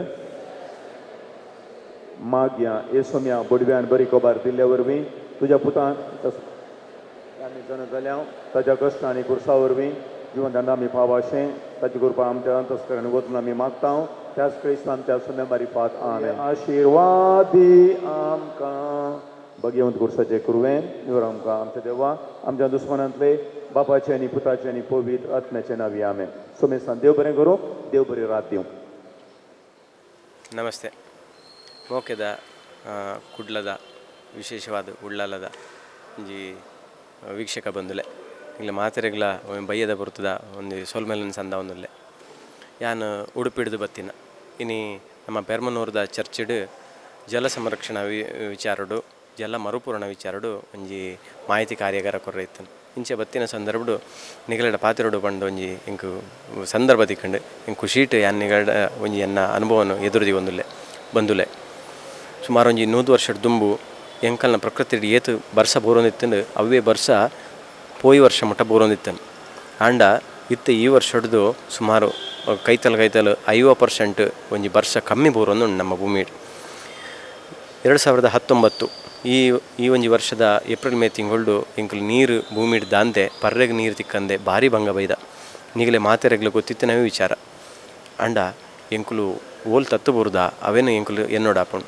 ಬರ್ಸ ಕಡಿಮೆ ಉಂಡು ನೀರಿಜ್ಜಿ ಇಂಚೆಪರ ಪಾತ್ರೆನ ಕುಲ್ಂಡ ನನ ಆವಂದು ದೇವರು ಎಂಕಲಿಗೆ ಇನಿಕ್ಲ ಮೋಸ ಮಲ್ದಿಜರು ಅವು ಕಡಿಮೆ ಆವಡು ಜಾಸ್ತಿ ಆವಡು ಬರ್ಸ ಎಂಕಲೆ ಕೊರ್ಪಿನ ಕೊರೊಂದೇ ಉಳ್ಳೇರು ಎಂಕಲೆಗೆ ಎಂಕ ಕುಡ್ಲದವು ಈ ಪಂಜಿ ಪ್ರದೇಶಡು ಏತು ಬರ್ಸ ಬೂರುಂಡು ಒಂಜಿ ವರ್ಷಗೂ ಸುಮಾರು 4,000 ಮಿಲಿಮೀಟರ್ ಬರ್ಸ ಬೂರುಂಡ ಅವು ಸಾಧಾರಣ ವರ್ಷ ಸುಮಾರು ಎಂಕುಲು ಭಾರಿ ಜಾಗ್ರತೆ ಉಪಯೋಗ ಮಲ್ತಂಡ ಸುಮಾರು 10 ವರ್ಷ ಮುಟ್ಟ ಆ ಒಂಜಿ ವರ್ಷದ ನೀರನ್ನು ಸ್ಟಾಕ್ ಮಲ್ದಿಂಡ ಅವೇನು ಬಳಕೆ ಮಲ್ಪೆರೆಗೆ ಆಪುಂಡು ಆತ ಜಾಗ್ರತೆ ಮಲ್ಪುನ ರೀತಿ ಎಂಕಲೆಗೆ ಗೊತ್ತಿಪ್ಪಡು ಆಡ ಎಂಕಲೆಗೆ ನೀರು ಬಹಳ ಉಚಿತವಾದ ಸುಲಭಡು ತಿಕ್ಕು ನಡೆದವರ ಎಂಕುಲು ಹೆಚ್ಚು ನೀರನ್ನು ಹಾಲು ಮಲ್ತೊಂದಿಲ್ಲ ಅಂಚಾದ ಎಂಕುಲು ಈ ವರ್ಷ ವಿಶೇಷವಾದ 2016 ಇಸ್ವಿಡ್ ಏಪ್ರಿಲ್ ಮೇ ತಿಂಗಳು ನಾನಾ ರೀತಿಯ ಬಂಗ ಎಂಕಲು ತೂಯ ಟ್ಯಾಂಕರ್ ಬಲ್ಪುಂಡು ಇಲ್ಲಾಗ ಫ್ಲ್ಯಾಟ್ಗೆ ಟ್ಯಾಂಕರ್ಡ್ ನೀರು ಬರ್ಪುಂಡು ಅಂಡ ಒಲ್ತ ನೀರು ಬರ್ಪುಂಡು ವಾ ಗಲೀಜ್ ಮಟ್ಟದ ಇಪ್ಪುಂಡು ಏತು ಕ್ಲೀನ್ ಇಪ್ಪುಂಡು ನಿಗಲು ಏತು ಜನ ತೂತಾರೆ ಜನಕುಲೆ ನಿಗಲ್ನ ಇಲ್ಲದ ಗುವೆಲ್ದ ನೀರಿಡು ಏತು ಗಲೀಜು ಸೇರಿದನು ಏತು ತೂತಾರೆ ನಿಗಲು ಇನ್ನಿಕ್ಕೆ ಎಂಕಲಿಗೆ ಡ್ಯಾಮಡ್ ನೀರು ಬರ್ಪುಂಡು ಅಥವಾ ನೇತ್ರಾವತಿ ನದಿ ಹಿಡಿದು ನೀರು ಬರ್ಪುಂಡು ಅವೇ ನದಿಗೆ ಎಂಕುಲು ಏತು ಜನ ಗಲೀಜು ದಕ್ಕೊಂದಿಲ್ಲ ಎಂಕುಲು ಎನ್ನಲೆ ಖಾಲಿ ಗೌರ್ಮೆಂಟ್ ಆಫೀಸರ್ ನಗಲು ಆವಡು ಅಥವಾ ಜನಪ್ರತಿನಿಧಿ ನಗಲು ಆವಡು ಅಗುಲ್ ನೀರಿಜ್ಜಿ ಅಥವಾ ಅಗುಲ್ ನೀರು ಗಲೀಜು ಮಲ್ಪುನತ್ತು ಎಂಕುಲು ಊರ್ದಗಲು ಸೇರಿದ ಆ ನೀರಿಗೆ ಕಜಾವು ದಕ್ಕುನ ಅಥವಾ ತ್ಯಾಜ್ಯ ದಕ್ಕುನ ಇಂಚಪುರ ಮಲ್ತದ ಆ ನೀರನ್ನು ಹಾಲು ಮಲ್ತೊಂದಿಲ್ಲ ಅವೇ ನೀರು ಎಂಕಲಿಗೆ ತುದೇಡ್ದು ಶುದ್ಧೀಕರಣ ಘಟಕ ಹೋಗ್ಬೋದು ಎಂಕಲು ಇಲ್ಲ ಬರೋಡು ಎಂಕಲ್ನ ನದಿಗಳು ನೈರ್ಮಲ್ಯದ ಸಂಕೇತ ಪಂಡು ಪಾತೆರ ಉಂಡು ಆ ಪಾತೆರದ ಮಿತ್ತು ಎಂಕಲ್ನ ಊರದ ಒಂಜಿ ಪರಿಸರ ಆವಡು ಒಂಜಿ ನೀರಾವಡು ಏತು ಜಾಗ್ರತೆ ದೀಪ ಐತ ಮೇಲು ಹೊಂದೊಂದುಂಡು ಎಂಕಲು ಜಾಗ್ರತೆ ನೀರಿಗೆ ಏತು ಪ್ರಾಮುಖ್ಯತೆ ಕೊರೊಂದಿಲ್ಲ ಪಂಡು ಬಂದುಲೆ ಈ ವರ್ಷ ಎಂಕಲಿಗೆ ಏಪ್ರಿಲ್ ಮೇ ತಿಂಗಳು ನೀರು ಭೂಮಿ ಕಡಿಮೆ ಆತಂಡು ಪರ್ರೆಗೆ ಭಂಗ ಇತ್ತಂಡು ಬೊಕ್ಕ ಈ ಸಲ ಜೂನ್ ಜುಲೈ ಸಂದರ್ಭಡು ಬರ್ಸ ಭಾರಿ ಕಡಿಮೆ ಬರೋದು ನಿಗಲು ತೂವೊಂದುಲ್ಲಾರು ಅಂಡ ಬರ್ಪಿ ವರ್ಷದ 2020 ವರ್ಷಡು ಈ ವಾನಮಣಿದ ಭಂಗ ಬರು ಪಂಡು ಒಂಜಿ ಇಮ್ಯಾಜಿನ್ ಮಲ್ಪಲೆ ಒಂಜಿ ತೆರಿಯೋನ್ಲೆ ಐಕೋಸ್ಕರ ಇತ್ತೆ ಬೂರ್ದಿನ ನೀರು ಆಯ್ನಾತ್ ಏತು ಜನ ಪಂಡು ಆಯ್ನಾತ್ ಇಲ್ಲಾಡ್ ನನ್ನ ತಡ ಮಲ್ಪಂದೆ ಲೇಟ್ ಮಲ್ಪಂದೆ ನಿಗಲ್ನ ಇಲ್ಲದ ಚಾವಣಿದ ಮಿತ್ತು ಬರ್ಸದ ನೀರು ಬೂರೊಂದುಂಡು ಅವೇನು ಎಡ್ಡೆ ದಂಬೆದಲ್ಲೇ ಕೊಡು ಅಥವಾ ಕೊಳವೆದಲ್ಲೇ ಕೊಡು ಆ ಮೂಲಕನೋ ಅವೇನು ಪಸಂಬತ್ತದು ಒಂಜಿ ಎಲ್ಲೆ ಮಲ್ತದ ಸಿಂಪಲ್ ಮಟ್ಟದ ಒಂಜಿ ಫಿಲ್ಟರ್ ಮಲ್ತದೆ ಐಟ್ ಗುವೆಲಿಗೆ ಬಿಡ್ಲೆ ಏರ್ನ ಇಲ್ಲಡ್ ಪೂರ ಗುವೆಲುಂಡು ಆಯ್ನಾತ್ ಗುವೆಲಿಗೆ ಬಿಡ್ಲೆ ಐ ನೀರು ಗುವೆಲಿಗೆ ಬುಡ್ನೆಡ್ದು ಎಂಕಲಿಗೆ ಸಮುದ್ರ ಪೋತು ನೀರು ಹಾಲಾಪಿನ ಬದಲಿಗೆ ಎಂಕಲ್ನ ಭೂಮಿಡ್ ಭೂಗರ್ಭದುಲೈ ನೀರು ಶುದ್ಧ ನೀರು ಶೇಖರಣೆ ಆಪುಂಡು ಅಂಚ ಹೆಚ್ಚ ಪ್ರಮಾಣದ ಭೂಮಿಡ್ ನೀರು ಶೇಖರಣೆ ಆಪಿನ ಹಿಡ್ದವರ ಬರ್ಪಿ ವರ್ಷದ ಏಪ್ರಿಲ್ ಮೇ ತಿಂಗಳಿಗೂ ಎಂಕಲಿಗೆ ಅಗಲಿಡ ಮೊಗಲಿಡ ನಟ್ಟೋಡು ಅಥವಾ ನೀರು ಬಂಗ ತೂವೋಡು ಅಂಚ ಪಂಡು ದಾಲ ಇಪ್ಪುಜಿ ಭೂಮಿಡ್ ಹೇರಳ ಪ್ರಮಾಣದ ನೀರು ಶೇಖರಣೆ ಆಪುಂಡು ಮಾತಿರಡಲ್ಲ ಕೈ ಮುಗಿಪಾದು ಎಂಕಲ್ನ ನೀರು ಗೊತ್ತಿತ್ತದು ಅನುಭವ ಇತ್ತದು ನಿಗಳ್ದ ಕೇನೊಂದುಲ್ಲೆ ಬಂದುಲೆ ಖಾಲಿ ಗಮ್ಮತ್ತು ಗೌಜಿ ಶ್ರೀಮಂತಿಕೆ ಸಾಂಸ್ಕೃತಿಕ ಇಂಚ ಪೂರ ಹೆಚ್ಚ ಗಮನ ಕೊರಂದೆ ಎಂಕಲ್ನ ಪ್ರಕೃತಿ ಸಂರಕ್ಷಣದ ವಿಚಾರಡು ಒಂಚೂರು ತೀರ್ನಾಥ್ ಗಮನ ಕೊರಲೆ ಆಯ್ನಾಥ್ ಬೇಲೆ ಮಲ್ಪಲೆ ನೀರು ಹೆಚ್ಚು ಒರಿಪವನ ಬೇಲೆ ಮಲ್ಪಲೆ ಪಂಡು ಎನ್ನ ಒಂಜಿ ಎಲ್ಲೇ ಮಾಹಿತಿ ಕಾರ್ಯಕ್ರಮ ನಿಗಲ್ನ ಎದುರು ಮಾಹಿತಿಯನ್ನು ನಿಗಲ್ನ ಎದುರು ದಿವೊಂದುಲ್ಲೆ ನಿಗಲಿ ಮಾತ್ರೆಗಳ ಸೋರ್ ಮೇಲೆ ಎಡ್ಡೆ ಆವಡು